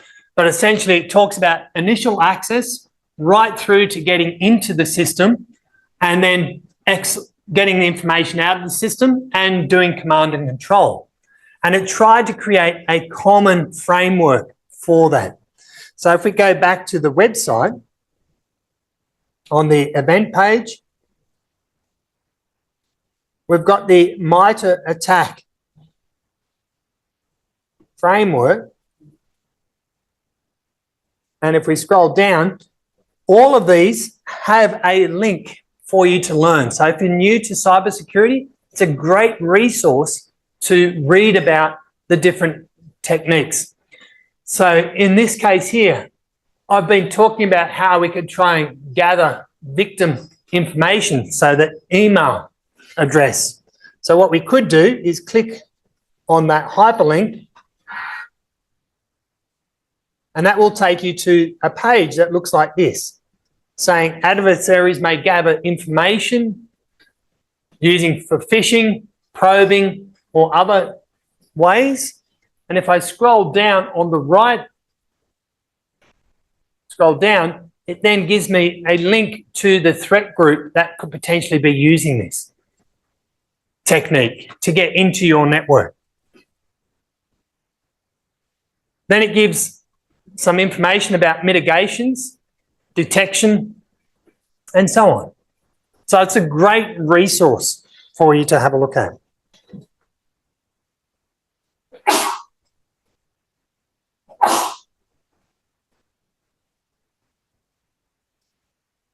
In the past, a lot of people say, oh, I'm not a target, not big enough network, but that's not the case anymore. If you've got an email address, you've got a system that's connected to the internet, whether it's your phone or your laptop or your TV, you're a target, because some of these attacks are automated. They have no control of them. Basically, one system gets compromised, it then scans for other systems it can compromise. Even anyone do home automation with light bulbs and things like that? Even light bulbs can act as an attack mechanism on your network. So some people are using light bulbs to get into your Wi-Fi network. So they compromise the light bulb, that's an IoT device, and then from there, they're on your local network, and then they start scanning your local network. But that's how persistent some of these and out-of-the-box thinkers they are. The other thing is that vendors and system integrators, you employ them to come and deploy stuff on your network, but how well do they know their security? Or they don't care. They're just trying to set up their system. A good example, anyone been to a hotel where you've got this swipe card? Yeah. They don't care about security because in theory, it should be secured by the hotel. That's not their problem if it gets compromised. But if I'm able to compromise the swipe card, I can now get into any hotel room for that hotel. That's an issue. So your defense strategies are going to basically be influenced by what sort of asset you're protecting, but who is attacking you. And it's hard to explain that. In regards to your defenses, there's no way to make it 100% secure. You just want to make sure it's going to be protected long enough for you to detect it. And so going back to the concept of protecting, identify your assets, put a value on the assets, and how likely is it going to be breached? That formula that I showed you in the first session. Some defenses against, say, the script kiddies and the joy hackers. Make sure all your software on your system is patched. How many of you have run updates on your laptop recently? How many of you run updates on your mobile devices? The problem, though, is that you could run updates and the update could be insecure as well. That happened with the Apple iPhone a few times. As soon as you update it, Microsoft operating system had that. Does anyone know about the PowerShell command called winget update? So if you open up PowerShell, for those people running a Windows system, type in winget update. And what that does, it looks at the installed software on your system and it's going to tell you these are software packages that are needed to be updated, rather than you having to go to individual packages like your web browser, your Microsoft Office, your Visual Studio Code, and do it individually. You can do it from a command prompt in one simple. And if there was one there, you would then just do -- all, and that would then update all those software products for you.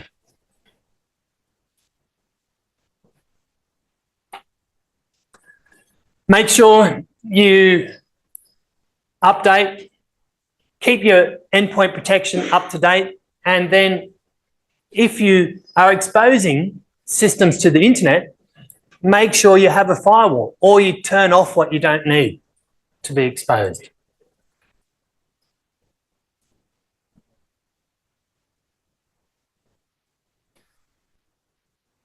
More sophisticated techniques, you need to do basically multiple layers of defense. So you do firewalls, you do host hardening.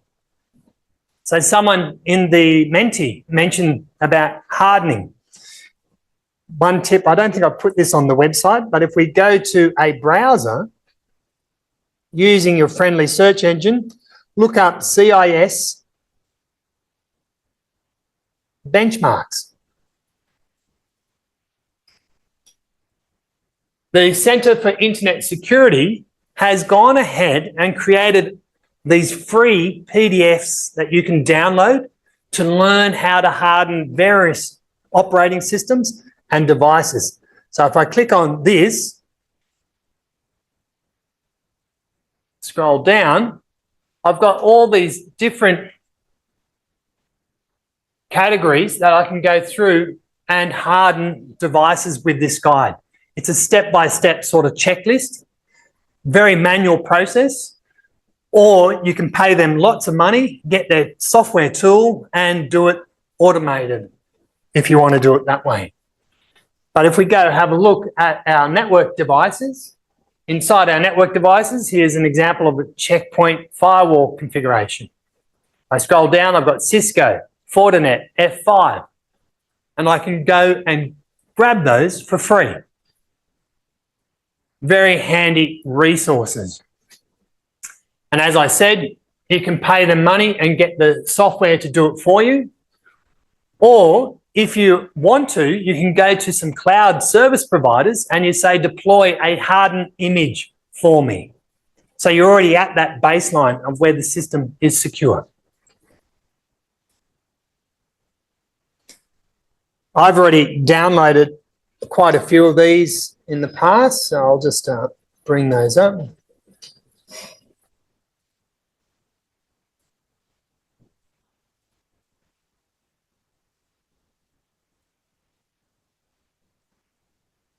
So this is quite old, but we've got web servers here, Apple iOS, a phone.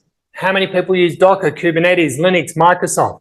Networking devices, all sorts of PDFs that I've downloaded already.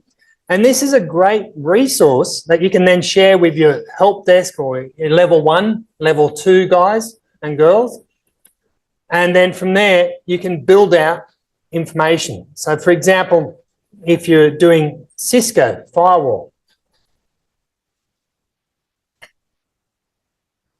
this is nearly a 200-page document.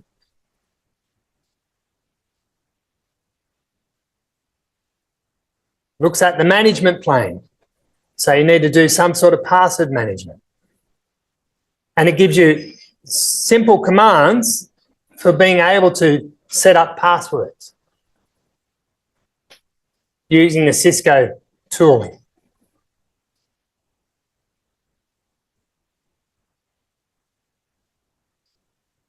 How many people run DNS? So, or bind. So I would open up the bind software and go and look at what they've got there. So I can use the, oh, this one doesn't have a link. That's annoying.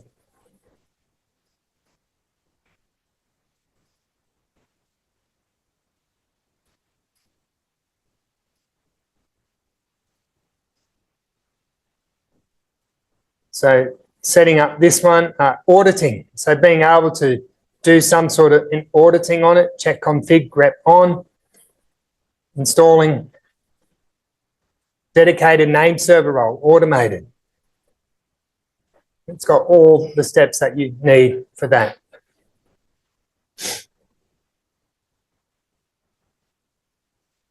As I said, security changes. It's one of the most quickest evolving fields at the moment, so it's hard to keep up to date. So if you can utilize resources that help, then that would make it easier for you. And then we're going to look at monitoring a bit later on, but some sort of intrusion detection. Who's getting into your system? Is the behavior unusual? And then looking at your log files a bit later on.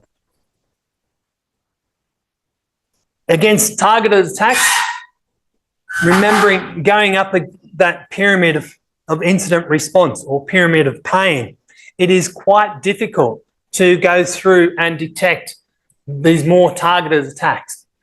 But the idea is that you try and block or detect if someone's scanning your system. This is where a honeypot could come in handy in some cases.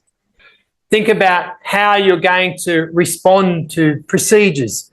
Some pen testing companies, as well as malicious actors, are actually using voice to contact the help desk and say, can you help me reset my password?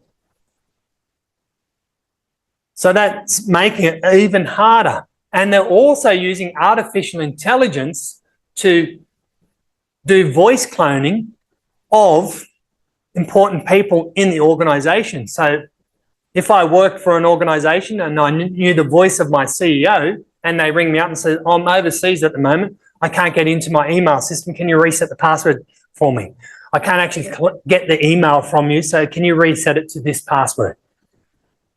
And if it sounded just like the CEO, are you going to trust that? And then if the CEO gets angry at you, look, you're a level 1 person, I'm going to fire you when I get back. How likely is the password going to be changed? Very likely. So you need to think about these sort of situations and do some sort of training awareness in regards to that. Has anyone heard of the USB sticks in the parking lot? What does this mean? Yeah? Anyone heard of a tool called rubber ducky?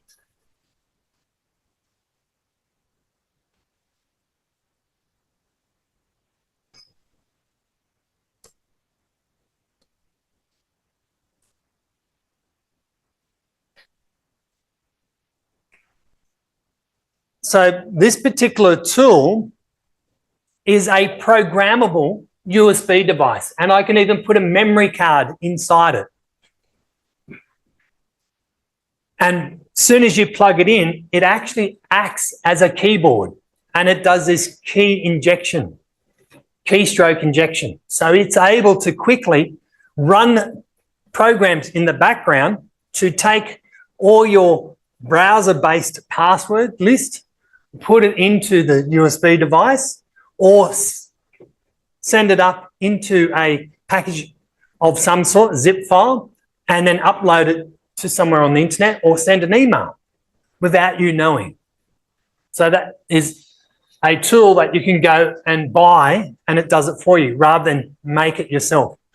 Now, it looks quite expensive because this has become a very popular website, but if you go to Alibaba, you can pick up 100 of these for about $50, about less than $2 each. And it's a little bit more programming you've got to do, whereas this is all nice and easy for learners. How many of you borrow charging cables for charging your phone? Yeah, a lot of you. There is the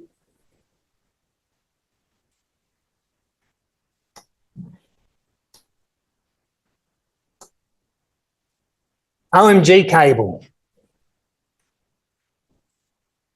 It's an extension of the rubber ducky. Inside the cable, you can have a program. So when you plug it in, it does that keystroke injection or software loading onto your mobile phone or onto the computer. So that is a problem.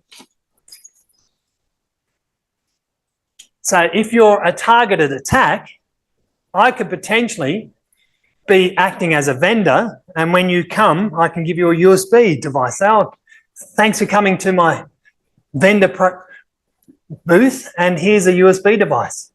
Now, I do have a USB device to give out as a prize later on, but don't worry, it's not malicious, maybe. But in regards to cables, see this little red thing? This is a USB data blocker. So it only allows electricity to charge my phone. So that way I'm taking precautions. So I use this for anywhere that I'm plugging into a source I don't trust. Airplanes, for example. Buses that offer USB charging. Cars that offer USB charging.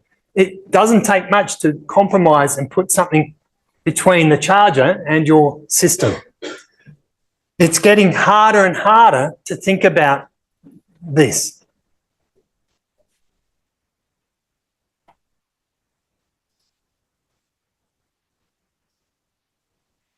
APTs, Advanced Persistent Threats.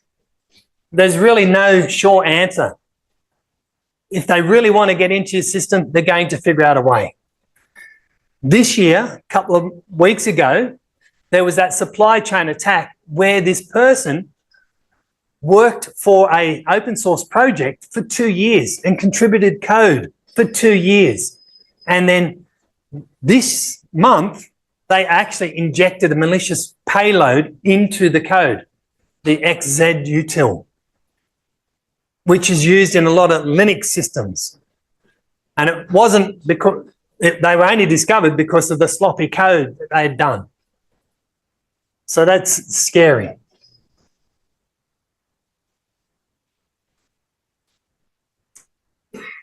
So we can implement some security controls, very similar to what I talked about in session 1.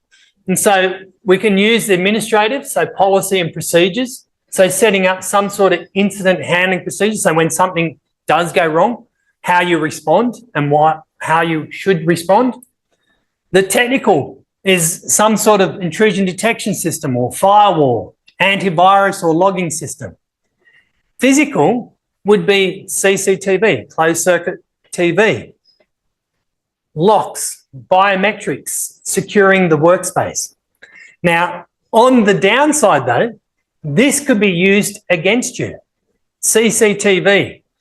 Did anyone read the news last year about how Russia hacked hundreds of CCTV cameras in the Ukraine to then get targets for their missiles? That is scary. So they're able to use their own security against them. So I've mentioned the CIA triad already, the confidentiality, integrity, availability. So I'll skim over this, but I'm just reiterating what we're trying to do is to prevent unauthorized access, have some sort of safeguard in place so that way the data stays safe, and then making sure that it's up when needed. So from an access control point of view, just to get some terminology, we've got authentication, authorization, and accountability. So the AAA. Authorization is who are you? Who is the user? Authorization is what are you allowed to do? And then accountability is tracking what you did.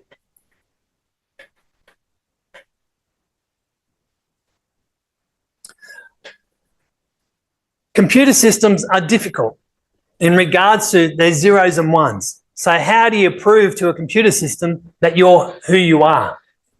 And the way you could do that is using some sort of identity. So we need to prove that you're either a person, an application, or some sort of device.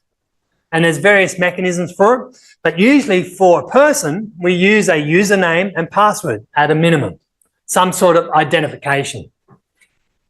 To prove an identity, though, you're going to use different mechanisms for that. So you need something like what you know, what you have, and who you are. So what you know would be the password, the username. What you have is a token of some sort.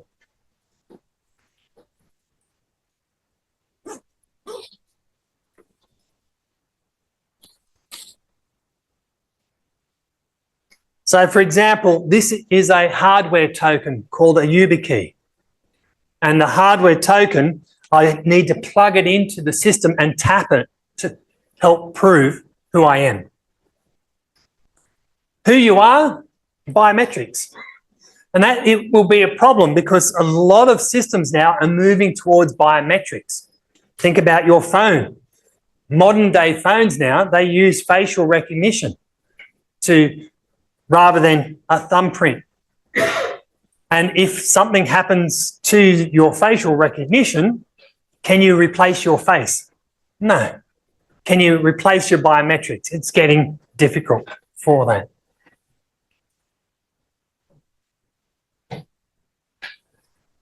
Strong authentication will make it very difficult for people or malicious actors to compromise your system.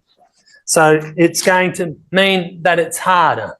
And I've referred to about passes being something only you know, tokens is something you have.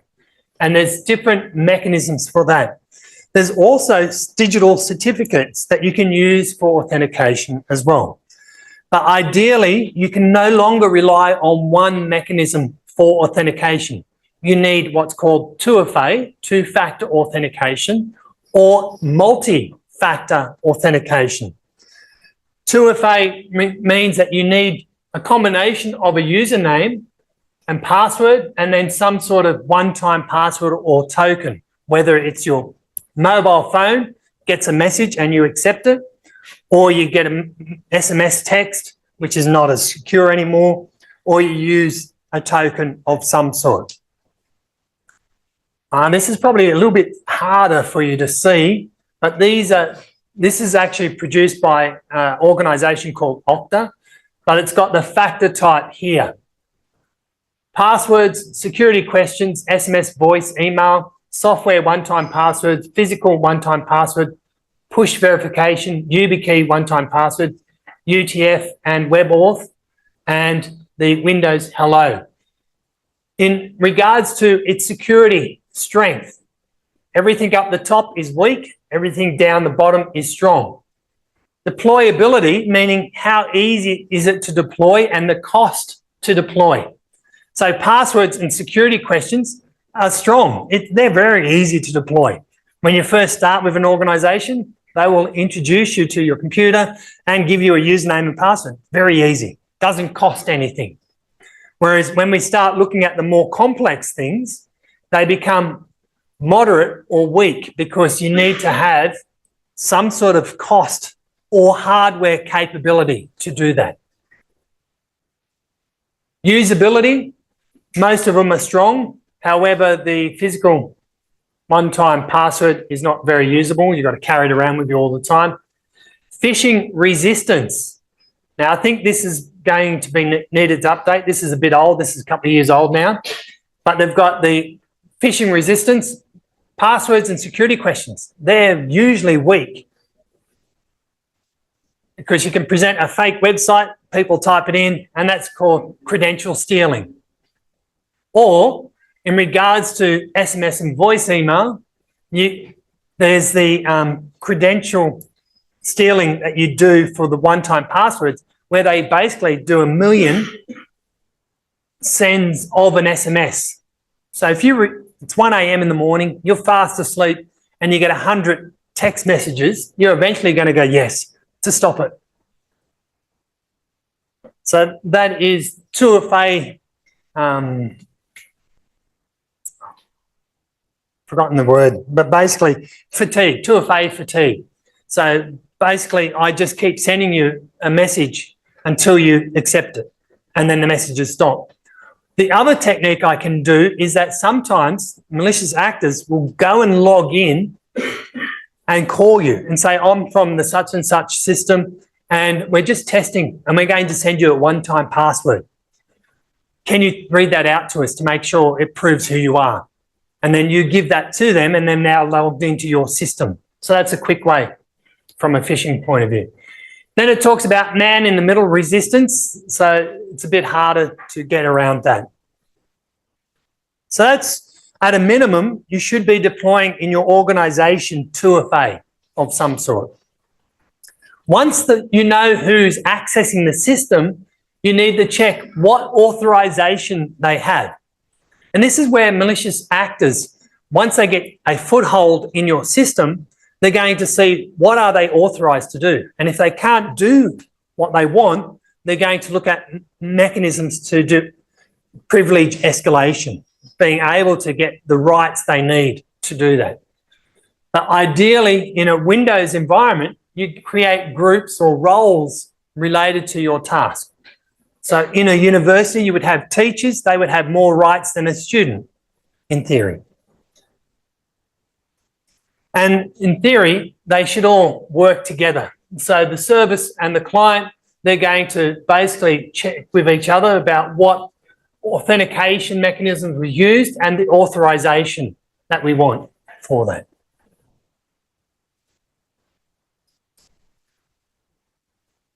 I worked for a managed service provider before I started with APNIC, and as part of that managed service provider, you would have a point of contact in the organisation. That point of contact will approve or reject authorization for different users. They will say they need access to these databases, they need access to these servers, and so on. So we'd go set that up, but then that person might leave the organisation, and the person they authorised is only meant to have the access for a couple of weeks. So you have this authorisation creep that happens. Could also happen in education institutes. I've seen this a few times, where what will happen is a person will be seconded to a different department for a little while. They'll go to that different department and they'll be added to the groups for that department. But then when they go back to their old job, they're still a member of those groups. So that means they've got more rights than what they need to have. So ideally, from time to time, you should audit the authorization and the access that people have. And then you can create these access control lists to limit what information they get access to. There's various tools out there. So Okta, I mentioned in the 2FA. You can sign in once to Okta and it then knows all the resources that you are allowed to get access to. And the advantages of that, it means that you don't have to have multiple logins. So for example, I need to log into my laptop. From my laptop, I need to log into my email. From my email, I need to log into SharePoint. From SharePoint, I might need to log into Confluence. So I've now got 5 or 4 different username and password combinations. What I can do is I can log into my laptop, log into this authorization system, the single sign-on, Okta or something, and then it gives me access to everything else. So it gives me a token, and that token means that I can access everything. The disadvantage of that, guess where malicious actors are targeting now? Single sign-on technology. Because if I can compromise that, I've now got access to everything that you should have access to, rather than just a limited system. So there is an issue with that. So just be aware of that. Accountability is knowing what the user is doing and why they're doing it. And so you should have logs for doing that, and we'll talk about that a bit later on. It also helps in regards to fault isolation. If something goes wrong, you can figure out why. Or incident response. So you can go and see, okay, this person clicked on this and ran this program when they shouldn't have. Integrity is referring to being able to basically make sure that it hasn't been tampered with, especially when it comes to data. If I'm able to access the HR system that does pays and I can update the pay, so I'm now getting paid $20,000 more, that's a problem. Or if I can update the pay so you're getting paid $10,000 less, that's a big problem. And system integrity is being able to do that. So this is where ransomware affects the system integrity.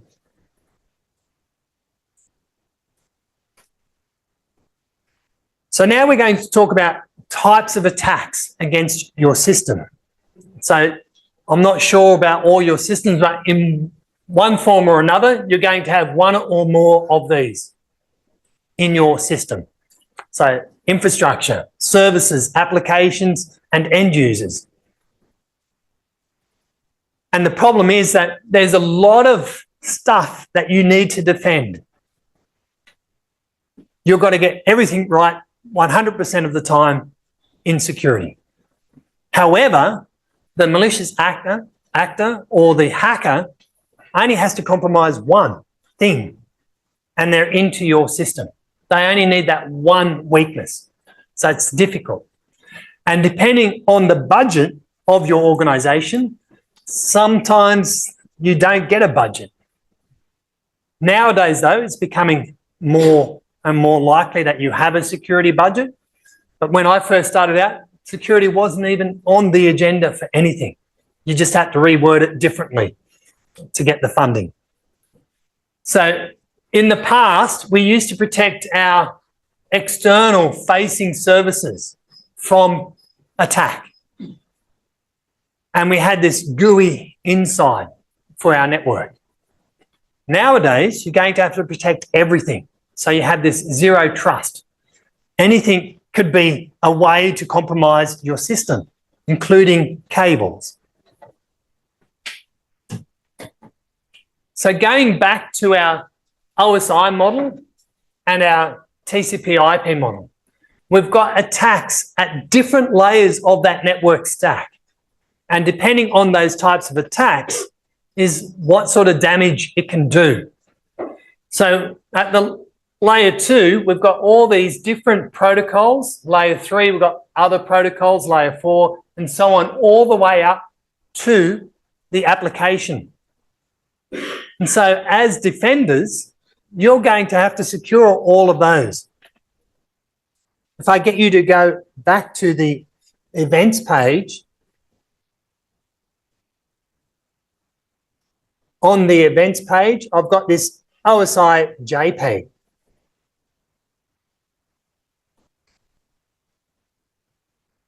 And this is a more detailed breakdown that you can have a look at later. But what you've got here is different layer 7 type of protocols. And it goes in a little bit detailed. It's probably a little bit blurry here. And then on the right-hand side, how you could potentially secure those different layers.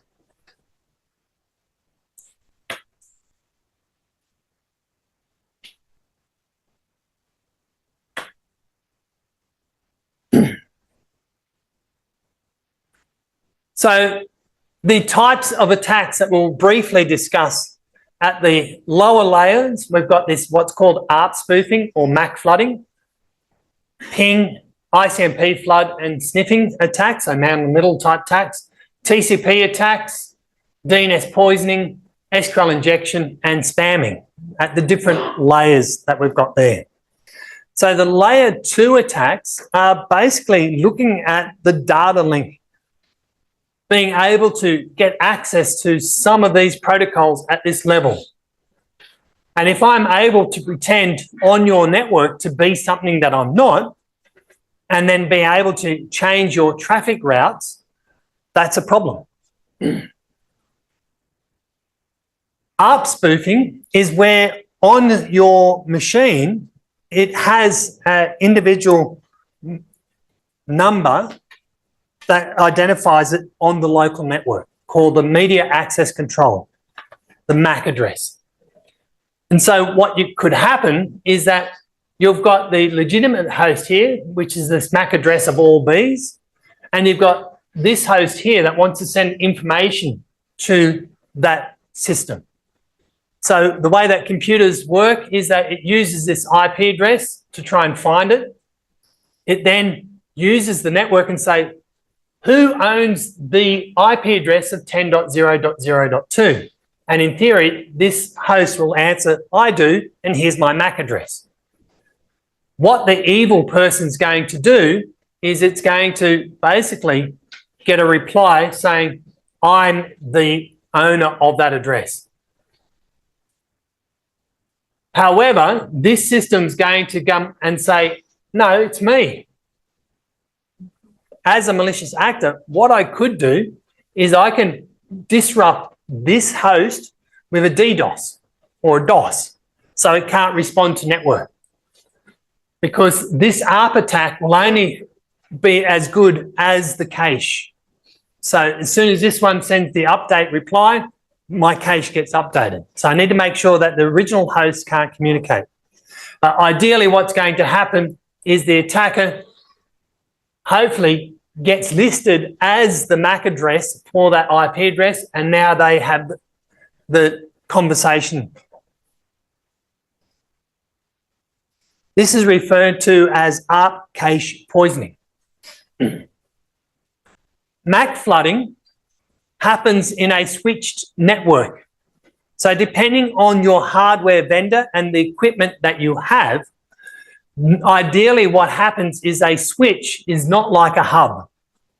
A hub will receive a packet on one port and send it out on all ports. Whereas when I do MAC flooding, what I'm trying to do is to get your switch to act as a hub, because a switch should only send traffic out to the destination MAC address as required. So we can see here we've got port 1, 2, 3, and 4, and they all have different MAC addresses. And the switch learns which MAC address is on which port. Now, this is something that happens to a lot of home routers. They have a limited amount of memory. So if I can use up all of that memory, it goes into this basically state of fail open, and it basically sends all traffic out every port. That means that if I've got a sniffer on that network and now all the traffic's being sent out on every port, I can get traffic that's not destined to that machine. So I can do eavesdropping or man-in-the-middle type attacks. In a network like this one, where you've got hundreds of endpoint devices, they get turned on, they talk to the network and ask for an IP address, they get given an IP address. I can use what's called a DHCP starvation attack, and that's where I basically go to the DHCP server and I get all of the IP addresses, which means that no one on your network can now access services because they don't have an IP address. The other thing I could do is the other side of things, and that's install a rogue DHCP server. So that way, when systems connect to the network, it gets an IP address from my server, giving out details what the gateway and the DNS should be. So I now control that network. Wi-Fi, there are so many attacks against Wi-Fi. But essentially, if I'm able to access your system, I can act as a man in the middle. Going back to that Hack5 website,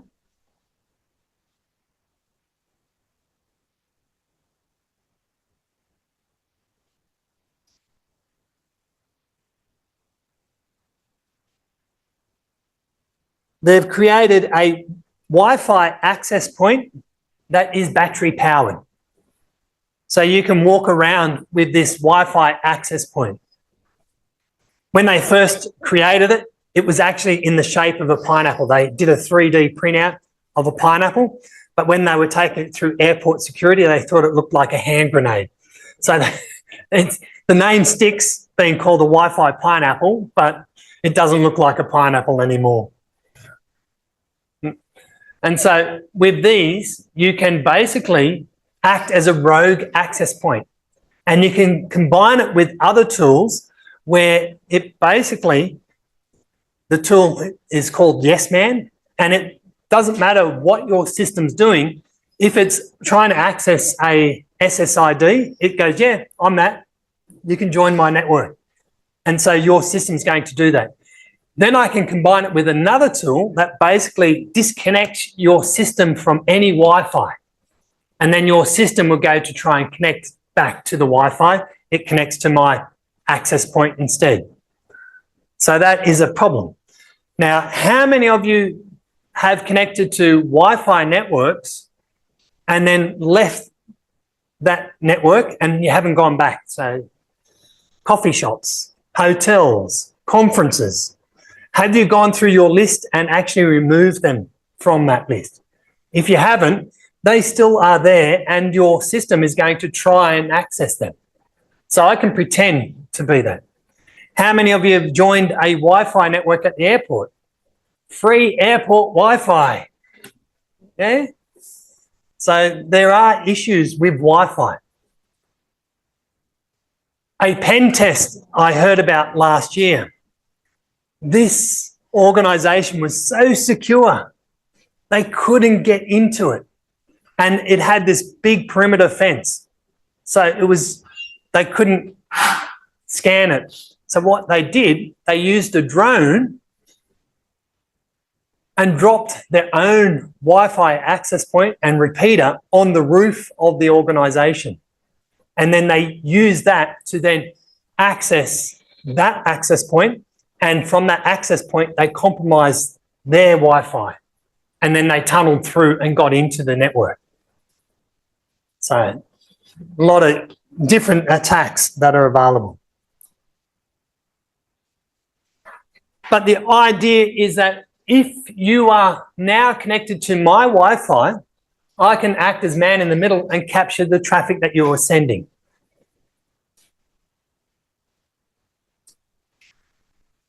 Think about the type of security that you're going to have.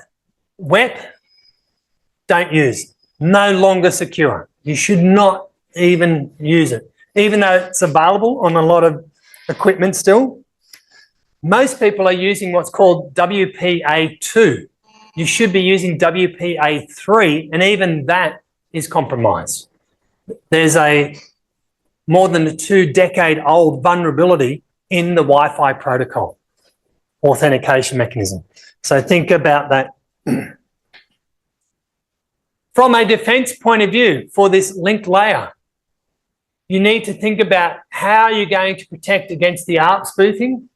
Some routers allow you to do DHCP snooping. So what it means is that on a particular port, the DHCP server's connected to, you are expecting the DHCP traffic. So you allow that, and every other port, you do not allow DHCP server traffic on that. Check about in your firewall the ARP packets, and if it's on an untrusted port, drop it. And again, in your vendor firewall, you can do things like for Cisco, sticky MAC. So you can say there should only be 2 or 3 MAC addresses on this port.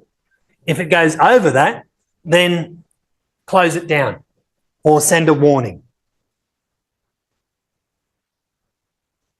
Port security, again, that's what I've talked about there. And if there's a violation, drop the invalid frames and notify or shut down the port. With most networks now, you have the ability to do some sort of integrity, identity-based authentication as well, so 802.1x. Layer 3 attacks. So these are more attacking the IPv4, 6, and the other protocols at that level. So you've got older attacks, which is the ping flood attacks, the Smurf and ping of death, and then the man in the middle attacks. So a flood or Smurf attack is where on your network, the attacker is going to send a ping request or echo request. It goes to your network, but you've enabled broadcast capability. So from that, he sends one, and it now gets sent to everything on your network. So it's used for denial of service attacks.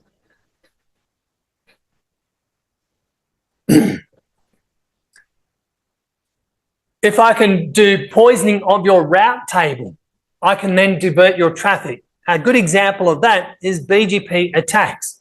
So being able to hijack your prefix. Normally I would demonstrate that, but we're not doing in-depth resource public key infrastructure. But the way to defend against that is using resource public key infrastructure, which essentially is a certificate proving that you own that address space.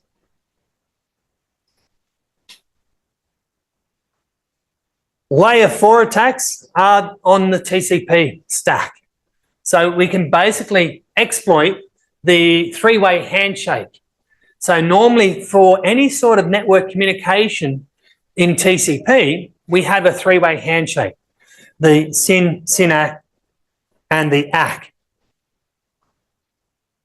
Depending on the operating system or the system that you're communicating with, if I send a message and then the server responds and I no longer respond back, what it means in TCP is that the session or the packet has not been sent. So I now should resend that packet again after a certain amount of time. And so what I can do with this is I send a whole heap of SYN packets to the server. The server is now going to respond, and if I don't get a response of the ACK, it's going to keep trying to respond. It now holds that session open, and it's going to leave that session open and use up resources on that server, just in case I want to come back and finish off the three-way handshake. So that is a problem. What I can also do is I can send, so that's going to leave that connection open. I can also use that to redirect to a different server as well. So to get around those open connections in a web browser, does anyone know what a cookie is? Yeah, it's a way to store information about that session with that particular web server. Well, we can use SYN cookies to do that as well. So instead of having open connections, you save that information into a cookie on that server. And that way you don't have any states half open in memory. And there's some examples on how to do it in a Ubuntu Linux system.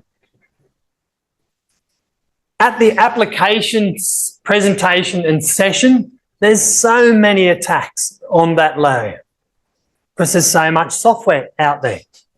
So I'll just look at some of the more generic ones. But the idea at the application layer, if you are a programmer for web applications, go have a look at the OWASP top 10. They run a project every year looking at the attacks on websites and what the trend is and the most popular type of attacks. And they list those out every couple of years, what they are. And then recommendations on what you should do to mitigate or prevent those from happening. But at the application layer, there's all of this that can happen. For websites, you can have SQL injection, cross-site scripting, parameter tampering with. So there's a lot that can happen. From a defense point of view, SQL injection and cross-site scripting, any forms where people are typing into your website, you need to make sure you do the validation on that input to make sure what you are expecting is what the person has typed in. When I used to teach website development back in 2000, 2002, there was a large hardware vendor in Australia and their online shop allowed me to put in a negative value. So I could add a photocopier that was $20,000 and say, I will have -1 of that. Press enter, and now they owed me $20,000. And then I could go and add 10 $2,000 laptops and my shopping cart was zero. I didn't submit the order, but I could potentially submit that order and they wouldn't see any, they may not, if they didn't have the system in the back end to detect that, find out about it until after it was shipped. Run pen tests and vulnerability scans to find some of the buffer overflow or scripting vulnerabilities. And we'll do some of that tomorrow. At the layer 7, your various applications can be used in a DDoS attack, or they can be victims of a DDoS attack. So web servers are at the layer 7, and there are various attacks against those. So Slow Loris, Are You Dead Yet? Low orbit ion cannon, high orbit ion cannon. And this is basically using different mechanisms that those protocols were designed for against them. So Slow Loris basically sends a web request to the web server and it causes it to hang, trying to keep that session open because it can't respond to it. To mitigate against that, load balancers have web servers that are not vulnerable to the slow header attacks. And for Apache, there is a tool on Linux called Mod Security. So a web application firewall that helps with basically detecting these type of attacks and stopping them. DNS, your domain name services, is a way that you are able to convert a name into an IP address and then connect to that server. If I'm able to compromise your DNS, I can now influence what your name translates into, and that can be a problem. So instead of going to your local bank, you're actually going to a website that I control. There's a tool that you can use called Social Engineering Toolkit. You can point it at a website and it will create a clone of that website. And it makes it very easy to do that. But the idea is if I can compromise your DNS, I can now control that. So you have your client, it's going to try and access a website. It goes to a caching server. It's going to have a query ID as part of that request. And that query ID is a sequence. And then what's going to happen is the DNS is going to go and try and locate the IP address of that web address. If it doesn't have it locally, it's going to reach out to the root servers until it eventually finds that information. Once it finds that information, it's going to respond with that query ID and that means that it should match up. And I store that locally. And I share that information with the client. However, there is a mechanism where I can guess this query ID. So I can send a request to this client telling it to go look up a certain page, and it then goes and responds with that query ID or a spam of query IDs until it gets a match. If it gets a match, then potentially what happens is this caching server is now going to redirect anything to this URL to this web address here.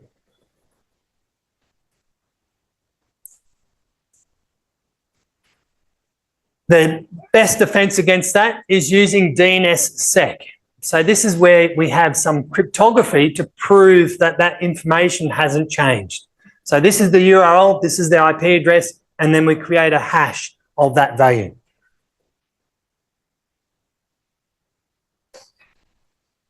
And it gets quite complex in regards to this. So what's going to happen is we have apnic.net.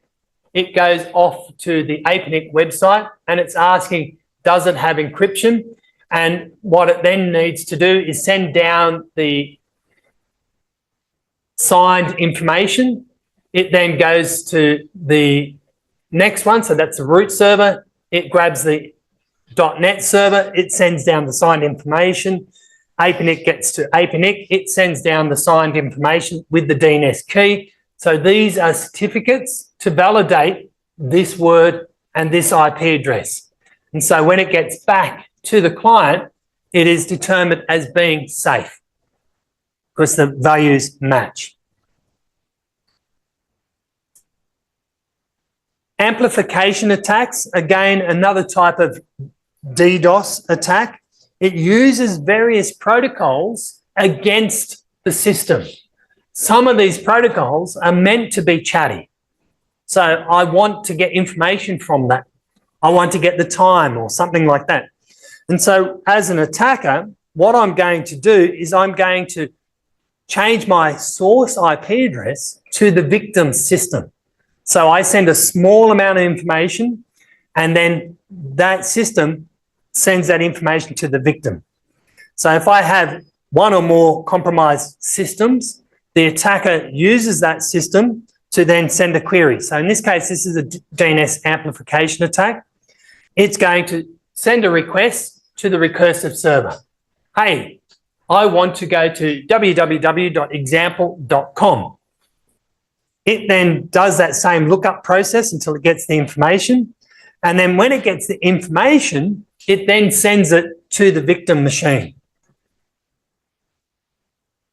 Now, the advantages of DNS is I can say, send me all information. So I use a small query, and from that, so example, this DNS is 80 in length, but the response is 370. So nearly 4 times, more than 4 times the original query. And then I've got one here saying, send me information about Microsoft.com, and that's nearly, not quite 8 times, but it's more than 7 times the size, the information that it responds in.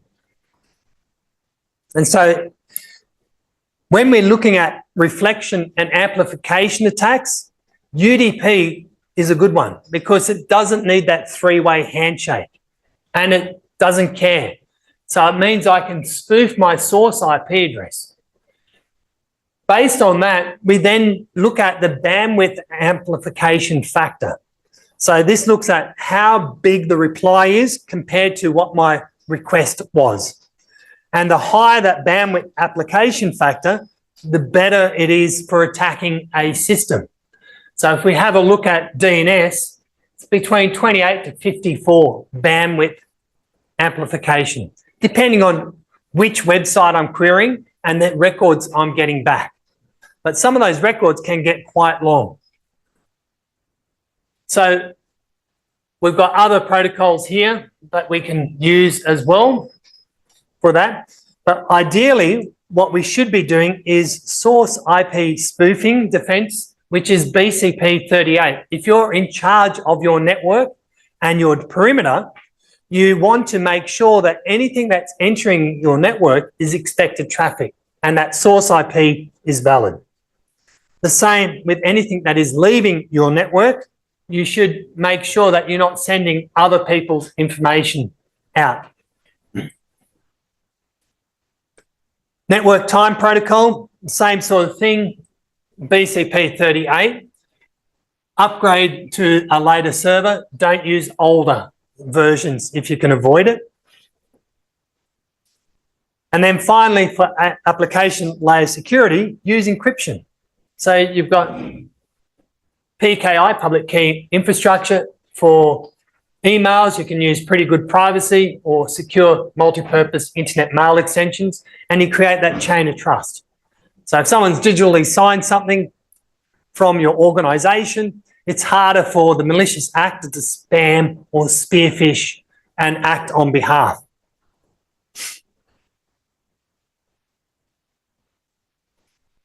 So for each one of these, we can use different security or cryptography extensions for that. So IPsec at that layer, TLS, SSL, SSH, HTTPS, DNSSEC, and SMIME. And we've got the 802.1x down at the lower layer. Covered a lot of information. I see a lot of yawning, a lot of tired nods. Is this new information or did you already know this? It's a good rehash.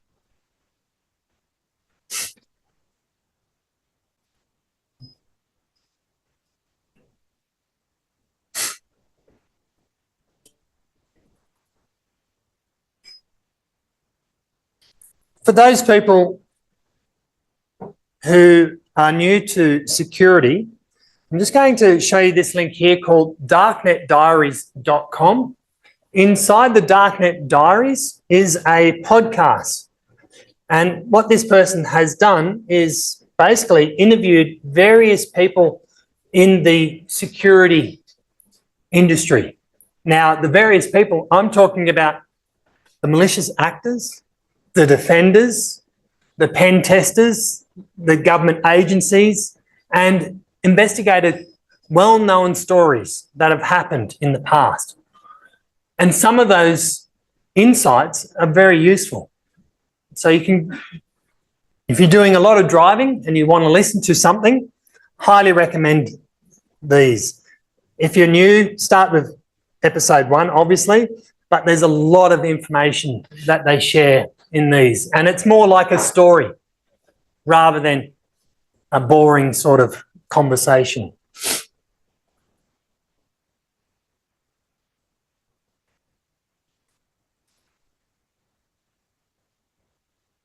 Another tool, so I've told you about the OMG cable, the USB rubber ducky.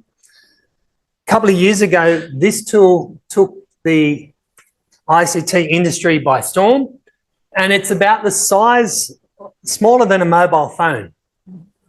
But it is a portable device that you could use for getting into various systems. So RFID, so hotel room keys. It can clone SIM key. It can clone your car, your security cards. It can connect to a network, Wi-Fi, brute forcing, all sorts of things. And it looks like a toy. In Canada, they've actually banned it or looking at banning it. Out of the box, it's not really malicious. It was designed as a tool to do testing of your networking protocols and so on. But people have written custom firmware that you can add onto it to do all these extra features.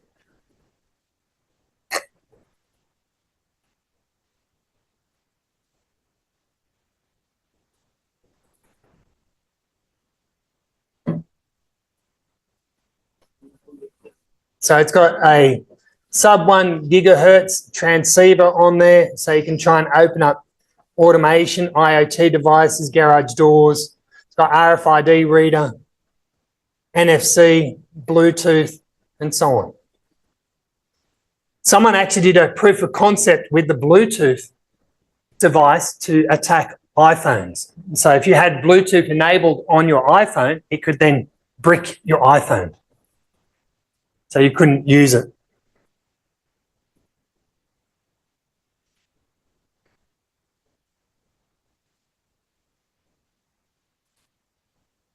Does anyone use Google Alerts?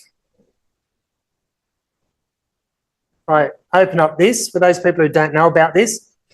Everyone has used the search engine of some sort, so I'm assuming you've used Google. But what you can do is that you can type in some key topics or words that you want to monitor. And then from that, it will send you out a daily or weekly email list of updated or new websites for that.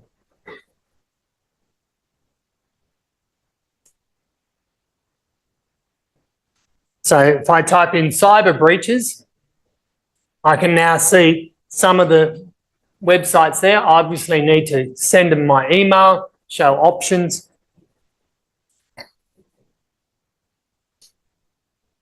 How often? At most once a day.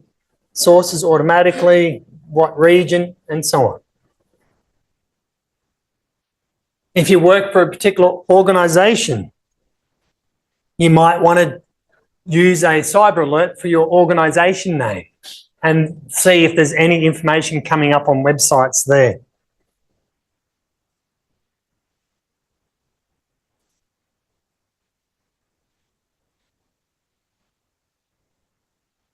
Any questions?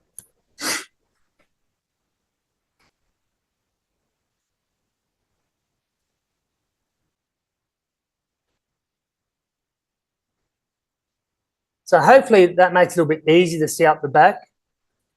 And that comes in handy if you're having to create your own lab instructions. Think about if you're going to print it. If you have it on black background, that's going to be a black mess when you're printing it. So think about that when you're designing it. But the idea is that you're going to have your terminal window open and then you follow the instructions. So it's already logged in for you. So to find out what account you have, you would type in, who am I? And that should tell me my logged in account. But you can also see from the prompt that I've got my username at the host machine name. Not all prompts will look like that, depending on the person's configuration. But this is one of the things that malicious actors will do if they get access to a system. They'll type in things like, who am I? Find out what account they're using. If we do PWD, that's going to show print working directory. The print working directory helps you figure out where you are in the folder system. And then you'll have a question here. What is the current working directory? And so if I can't remember whether this is working. Last.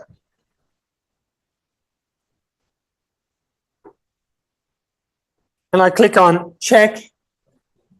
And if you get it right, you get a green tick.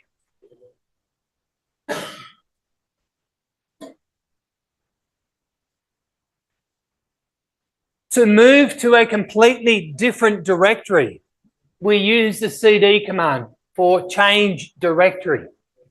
And we can use an absolute path or we can use a relative path.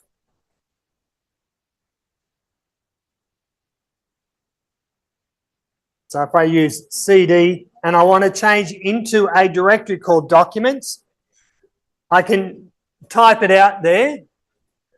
Or if I want to do the absolute path rather than the relative path, I would do CD, go to the root directory, go to the home directory, go inside the APNIC directory, and then go to the documents directory.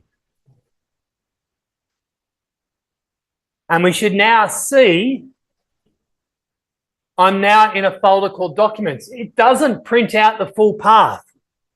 The reason for that is this is a special character. It's a squiggly line called a tilde. That squiggly line means change into the current user's home directory. So it's saying squiggly line tilde current user's home directory / documents.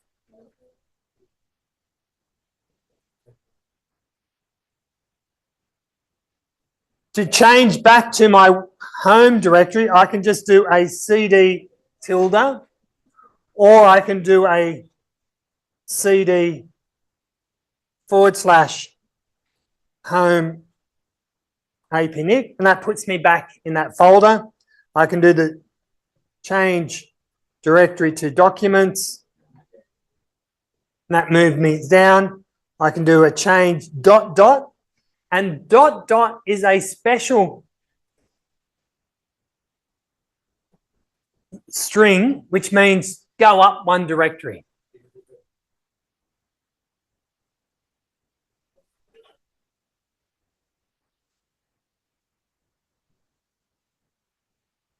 Okay, so I've gone through quite a bit there. So some people are following along. So you're welcome to go ahead with the lab if you want. And I'll just come around and make sure everyone else has been able to log into the lab environment. So you got access? Yeah, Yeah. Got access?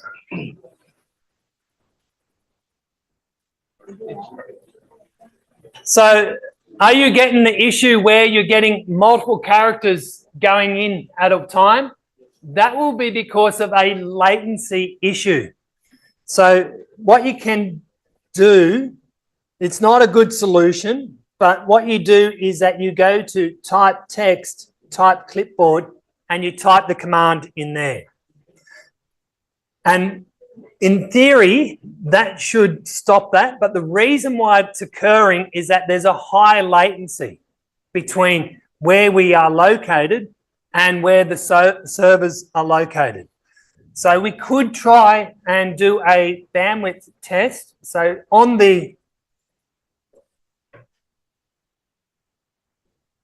Academy page, if we go up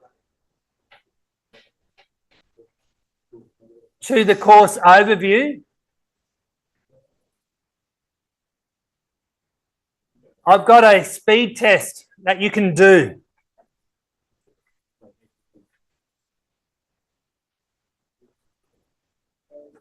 So opening up this speed test, they've got 4 different locations where our virtual machines are being run: Singapore, the UK, and 2 in the US.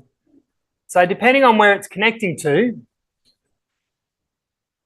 we can run this speed test. So click on go.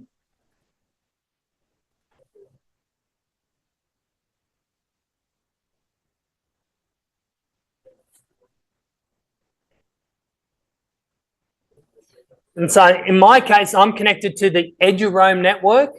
And so my latency is 163. So that's acceptable. And that's why my characters didn't replicate. The jitter, that's not that good, but it should still be okay.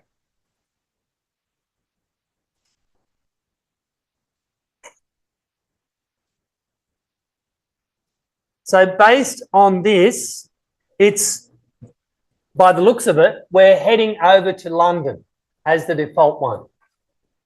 So what I can do is change that from the default London and see what it's like if I go to Singapore and I run that again.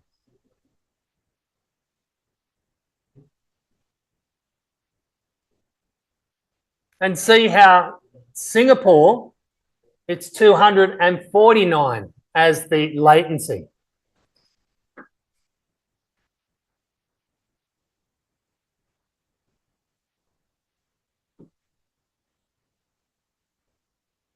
The jitter is lower, but the latency is a lot higher.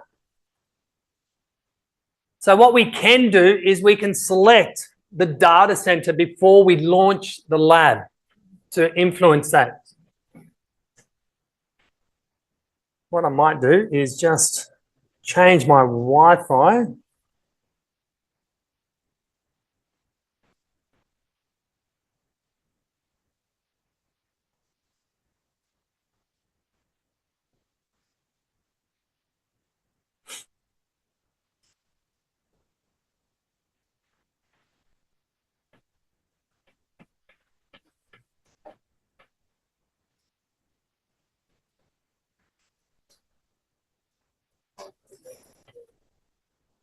I'm just running on the network that you're connected to, and it looks like it's unstable.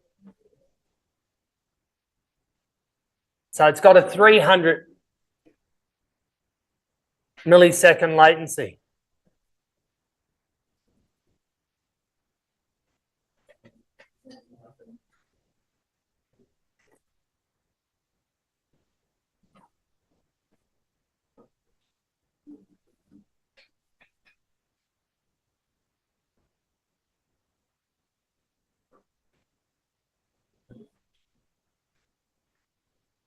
And the jitter is very unacceptable. So 193. So that's why we're getting that repeating characters. So let's go back to London and see if that improves.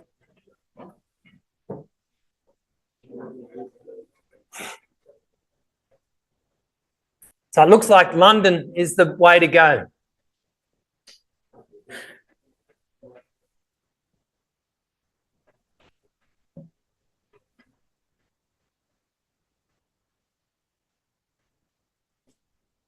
So going to my system here, I'm just going to go up and end my lab.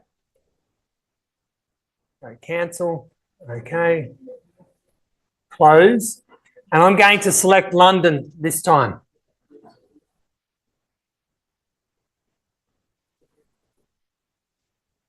So what I can do is at the top of the page, you've got this data center selection. I'm going to change it from Singapore to Europe. And then I'm going to launch the lab again. And in theory, that should help with that repeating character.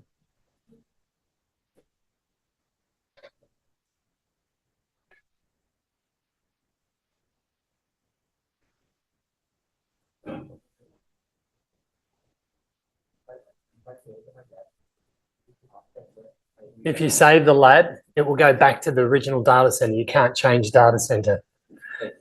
So yes. So you've got to end the lab and then you can change data center.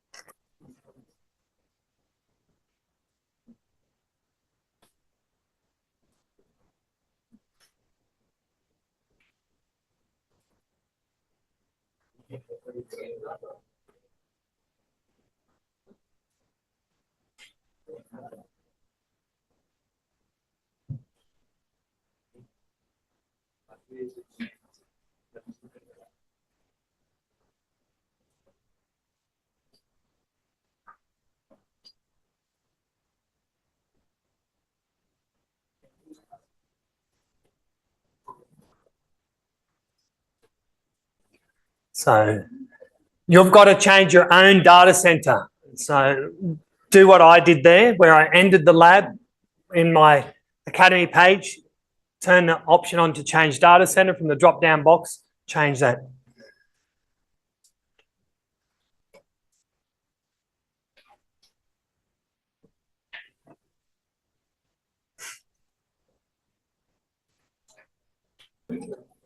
The only thing I can suggest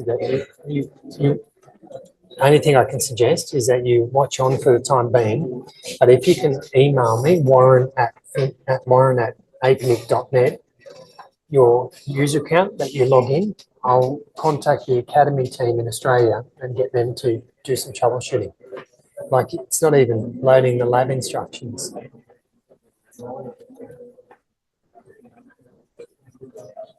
So at a minimum, it should be loading those lab instructions. So, but if you can email Warren at apnic.net.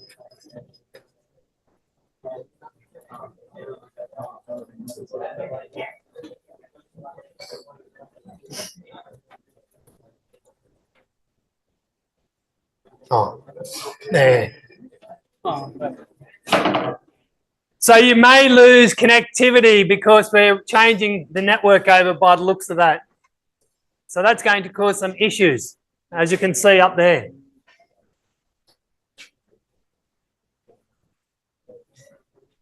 So on the events page is the email address that you can send.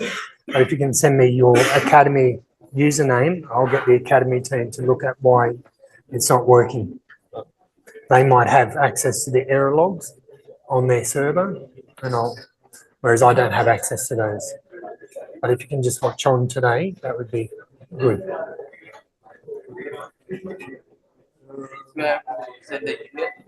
To me, yeah. Yeah.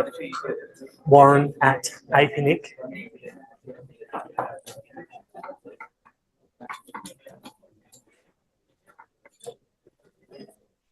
WARR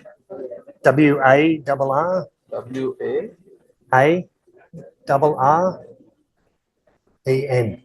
No. All right.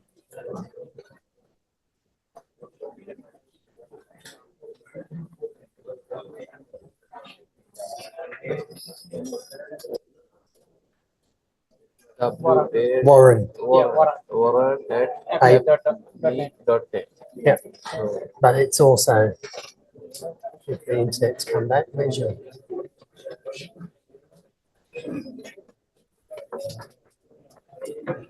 No, it's still being built. While we're waiting for the lab to come back, have you still got it? You got your phone set up, have you?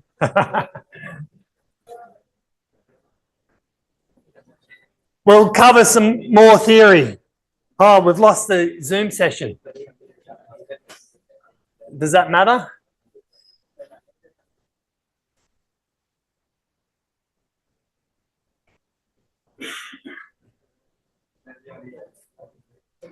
So looking at the directory structure, what we have is a summary of the different directories. So as I've mentioned about the root, that is where every single file starts from. Then we have directories for our binaries. They can be user binaries, and that's just an executable file, or they can be system binaries. And so you'd either store them in a bin or SBin location. Files that you can usually modify and have configuration information are usually kept in the etc tree. And then variable files that change a lot go into the VAR directory. For example, if we have log files, they're going to be updated with error messages. So they change very often. So they are in the var log directory. TMP is short for temporary files. So anything that you don't expect to be staying on your system forever, and you can delete at any time, go into that directory. I've already mentioned about the home directory where the user files are kept. And then you've got some other important files where the bootloader files are and where you can add temporary mounted directories from hard drives or network connections and so on. This is important because this is how your operating system starts up. It talks to the hardware and then loads the kernel into memory. And any sort of optional add-ons, depending on your application, you're going to get different instructions. Some will say, install our system into this directory. Some will say, install it into this directory. Or if they've got their own binaries, install it into these directories. Now, you might have the one application, but the way that you install that application is going to influence where those files are going to. Example is Bind DNS server. By default, people tend to install it into this etc directory, but because there's a lot of files that are changing, a lot of documentation points you to this var location to do the configuration files from there. So it can be confusing. There is no right or wrong way of doing it. It's just a suggested way of doing it. Just like with the Windows-based systems, everyone knows about the C:\users directory or program files directory. You're not restricted to installing to there. With Windows systems and Macintosh systems and Linux systems, you're going to create users and groups. And you usually have what's called a normal user that doesn't have permissions to do everything, and a super user or an administrator in Windows terms.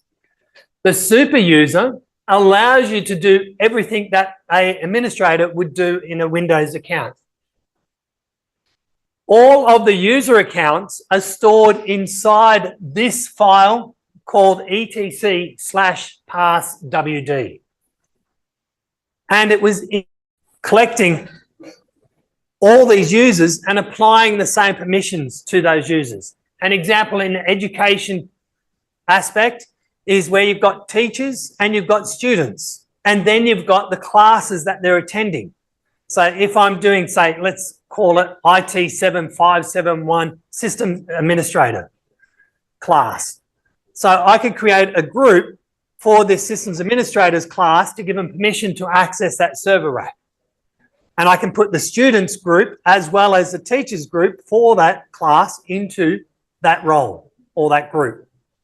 And then based on that, they've got access to it. In this example here, these are different groups. So we've got a pseudo group and the user is APNIC. We've also got a user called APNIC there.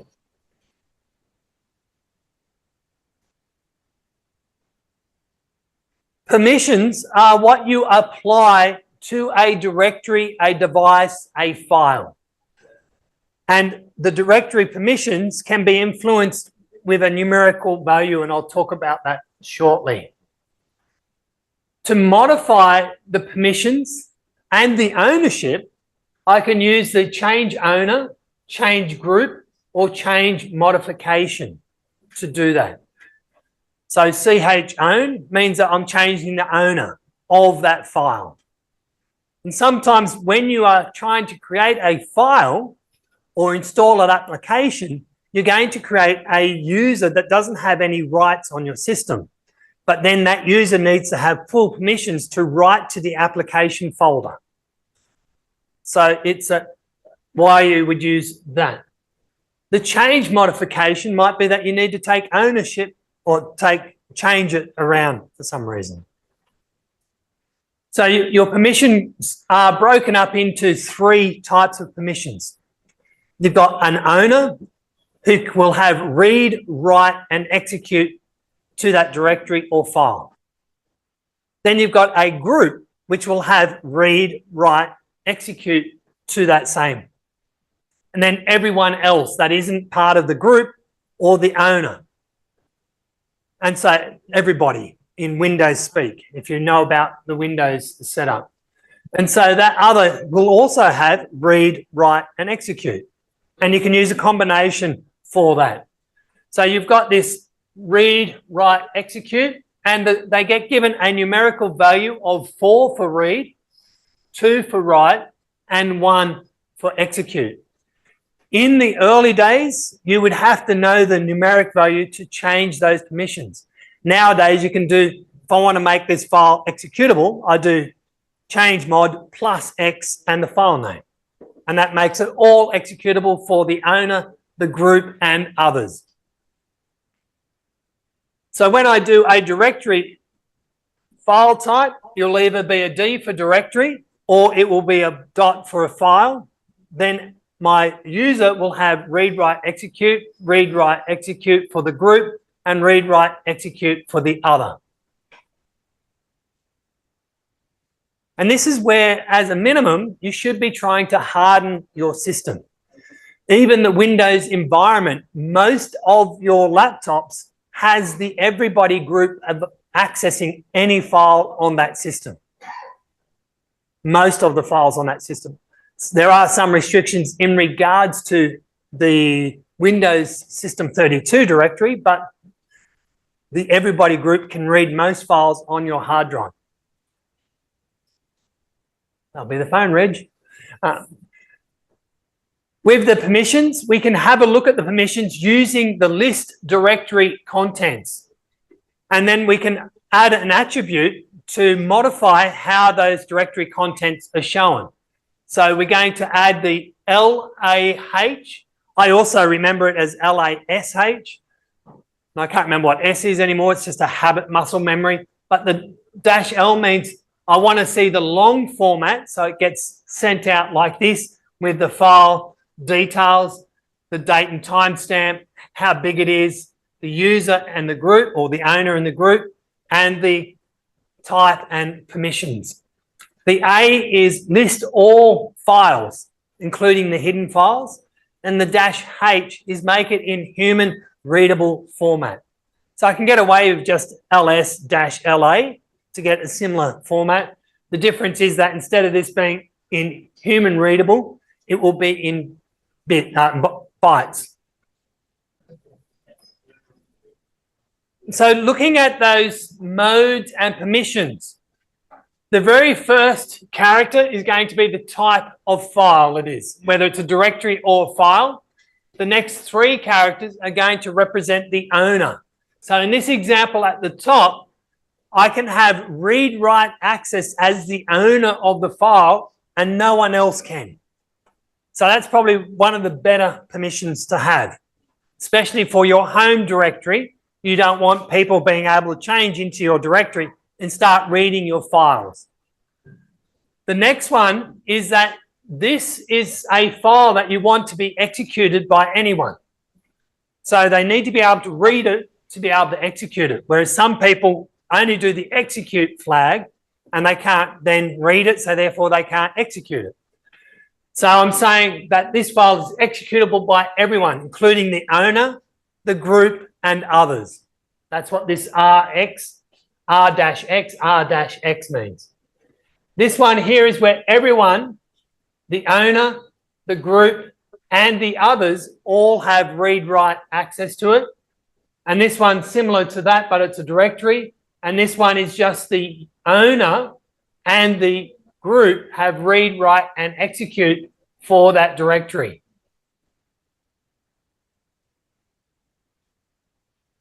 We can also get very complex with our terminal. I like to automate as much as possible. And so you can create scripts inside the terminal window that will repeat a set of commands over and over again. And the way that you do that is that you do the hash and the exclamation mark symbol and refer to which shell to use to run the next lot of commands with. And this is referred to as a shebang /bin/bash. And then I'm just printing the message, hello world.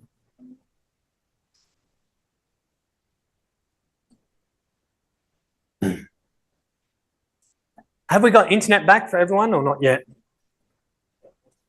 Mostly? Okay. Because I don't want to get into the cron tasks until later on. So let's stop there and we'll go back to starting our lab.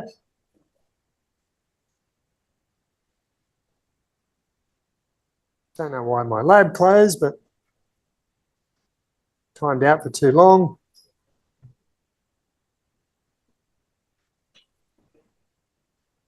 Click on Launch Lab, and it's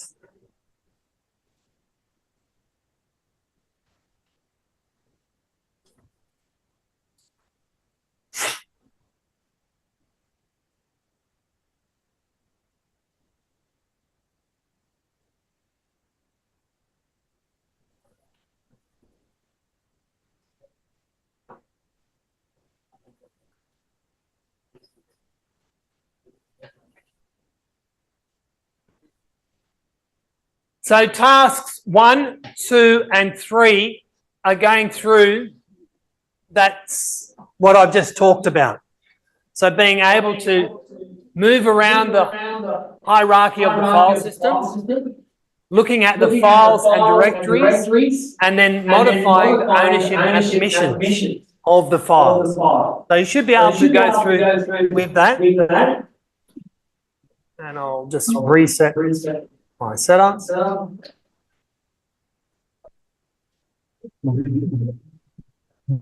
I didn't want to do that.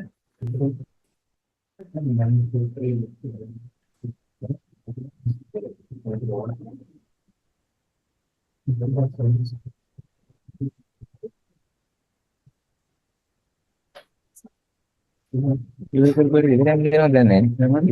just accidentally confused my system. I'm just going to end it and start it again.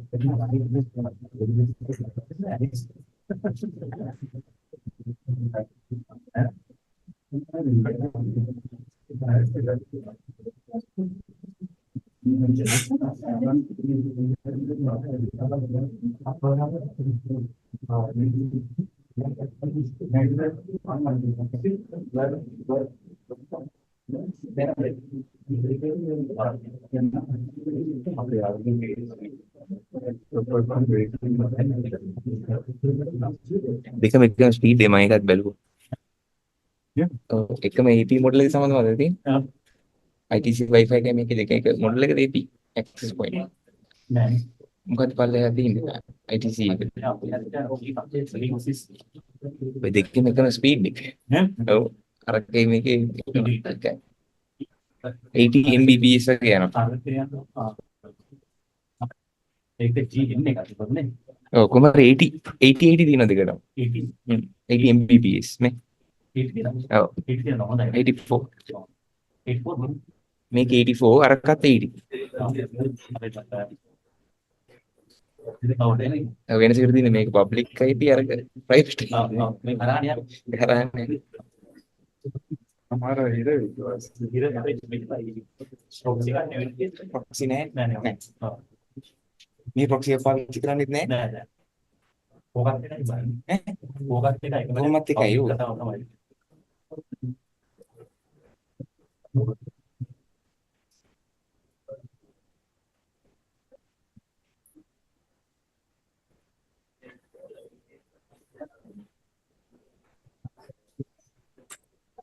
So before we had the internet connection, I went through and did all the change directory, print working directory. So I'm just jumping down to showing you how you can change from a normal user account to a root or a privileged account. So you can use the sudo command to become super user do. That's what sudo is short for. So I do sudo -s, and that then asks me for my local password, which is training all lowercase. And now you can see I am root as the user.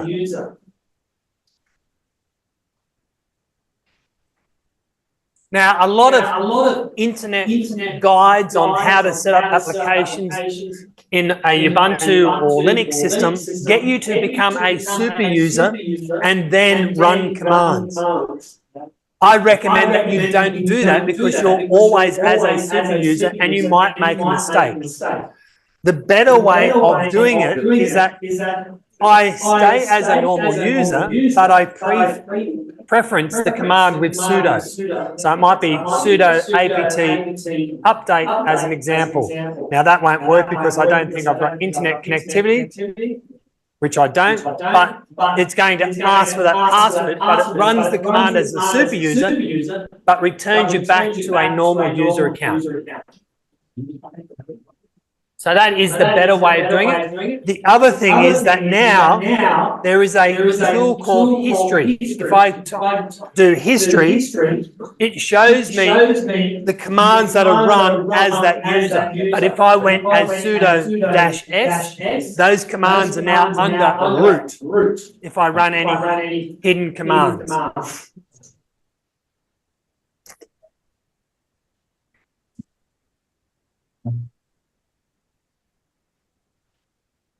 And that's what this is referring to there.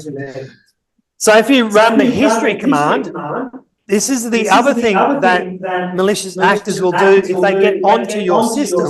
They're going to do a who am I, print working directory, And then they're going to do a history to see what commands you've run in the background. do a history to see what commands you've run in the So they're basically, you can see here that I've run some sort of Gawk command against passwords. So I'm trying to get information out of my password list.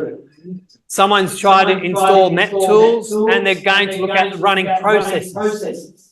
And that's what this is doing here.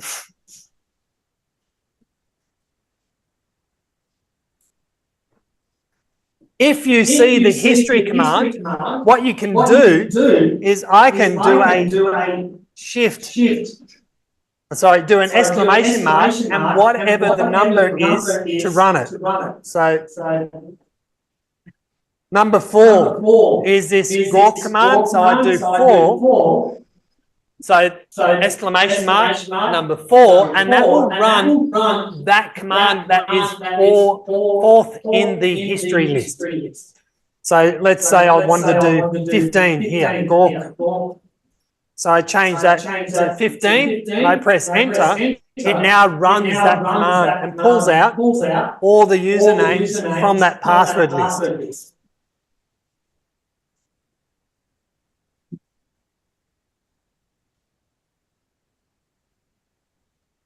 So that's how you can repeat a command.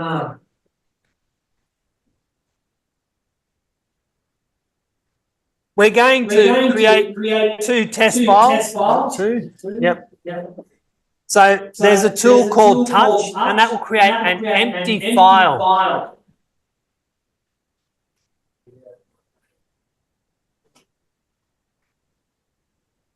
And now if I do a directory listing, I should see, let's just do,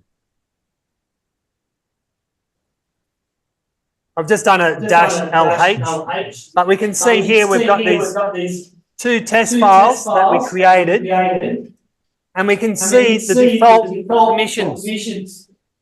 By default, the owner has read-write, the group has read-write, everyone else has read capability. The current owner is APNIC, the current group is APNIC. The file size is 0, and the date it was created and the timestamp, and then the name of the file.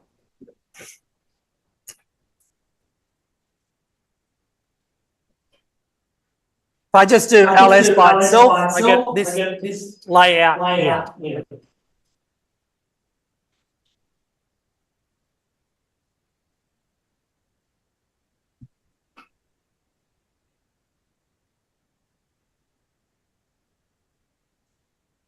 So which of the following commands will display all the files in your current directory, including the hidden files? Is it ls, ls-lh, ls-la, ls-l? So if we do ls, we get that. If we do ls-lh, helps if I spell ls correctly. We don't see all files. So if we do ls-la, we now see a whole lot more files. So I would assume it is this ls-la. And we get a green tick. Adding information to a file, we can do an echo command, we can modify a file, or we can do all sorts of things. Just to save time, I've got this T symbol next to the command I want to type, but if I click on that, in the active window, it enters that text. And so what I'm saying is echo, this is a test file with the name test file full stop. And then I've got a greater than symbol going into or pointing to a file called test file. So what that does is create a line of text inside that text file with that information. So you can see here that's now 45. And if we have a look at that, I'll load the same in regards to file 2, do an ls, They're both the same size. And now I can do experimentation on using the cat command, which means to show the contents of that file. So I've got cat test file 1, I press enter, and that's the text of that. I do test file 2, and it shows me the contents of that as well.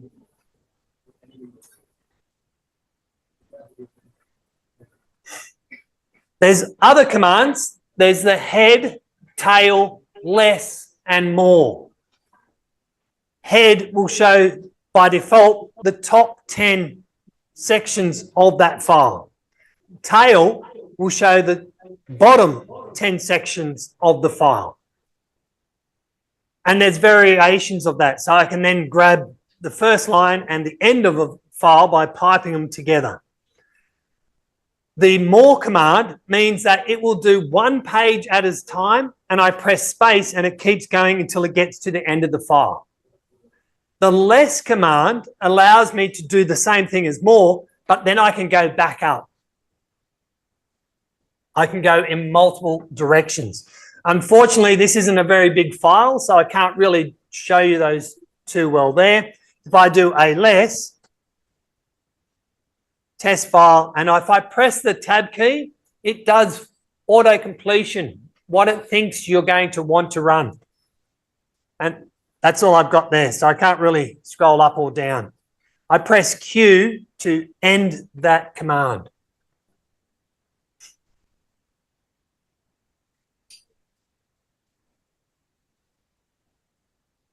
To create directories, so we can use touch to create an empty file. We can use the echo command to put text into that empty file. To create a directory, we can use the mkdir directory option. So we can do a home, apnic, and then the name of the directory that you want. So we're going to do testdir1, press enter, and then I can change into that directory using the cd space TES, press tab, and it does an auto completion.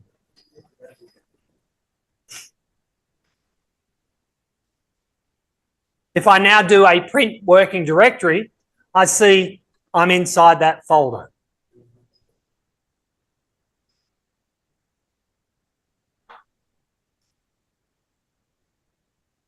To move files, I can do the CD tilde, and that will move me back into the same directory as my files, test file 1 and 2. And I can use the CP for copy or the MV for move command.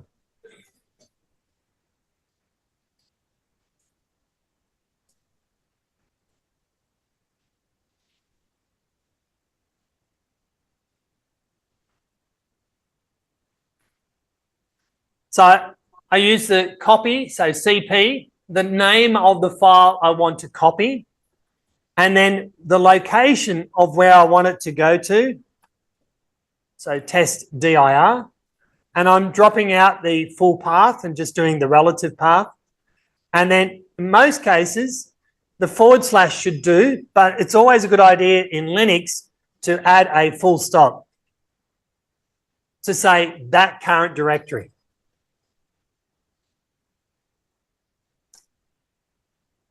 Now, if I do a directory listing, I have the test file 1 in that directory.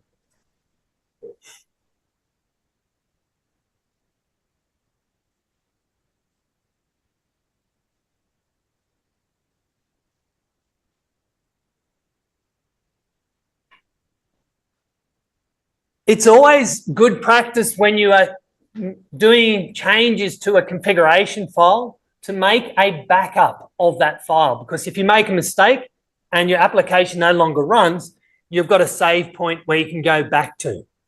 So I always suggest, and I no longer put in my lab instructions, but I always suggest before you make a change to a configuration file, you use the copy command. So I'm going to do test file 2, and I'm going to copy it to test file back. So I tend to do it this way.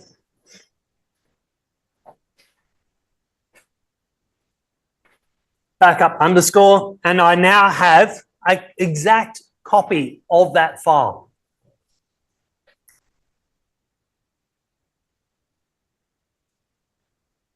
Now, normally people do a copy using this setup.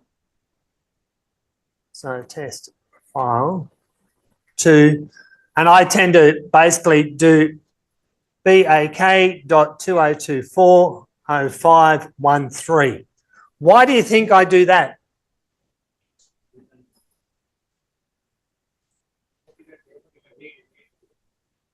I've got the year, date, the month and the day.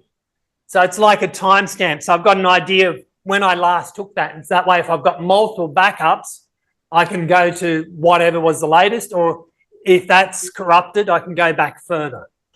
And the idea of BAK is that that's a naming convention for a backup from that point of view. The disadvantage of doing it like that is that if I do a listing in this directory, it will also appear in that listing. Whereas with this way, where I've got backup at the front, I know it's a backup and it won't affect my auto completion when I do my tab. There is no right or wrong way for doing it, but I'm just showing you that there. Now that I've got that, I can do a ls for test file. And if I do a star, it's only going to show me anything beginning with test F. So I see test file 1 and test file 2. If I did it using just the test, I'm going to get test file 1, test file 2, test directory, and inside the test directory, test file 1. So the actual asterisk is a wildcard. So if I want to actually see my backup, because I've got the word backup at the front, I need to include anything at the beginning, anything at the end, and it contains the characters test F. And so now I see those 3 files and not the directory.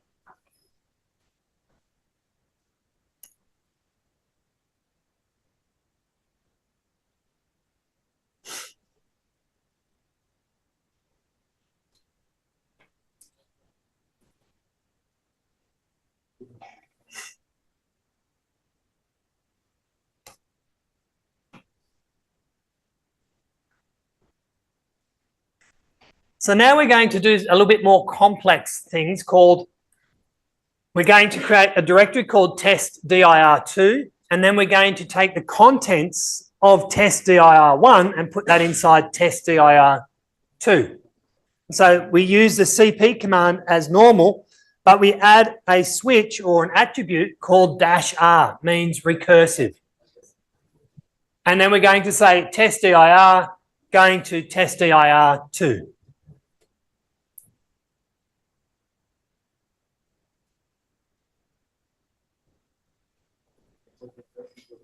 Just making sure.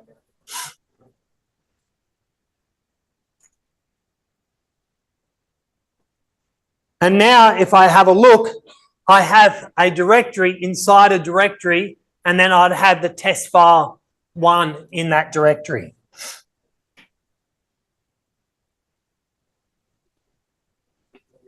Normally I get you to use the tree command, but it's not installed, and that gives you a nice hierarchical view.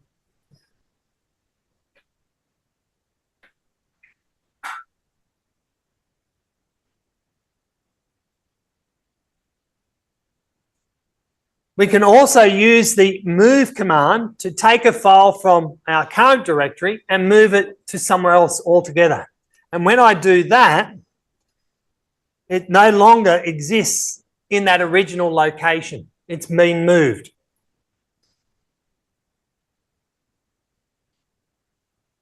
And if we have a look in our test DIR, that's where it is located.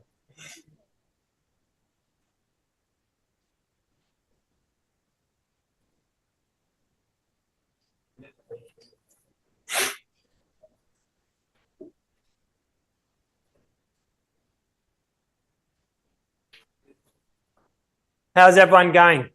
If I'm going too quickly, please let me know. If I'm going too slowly, please let me know.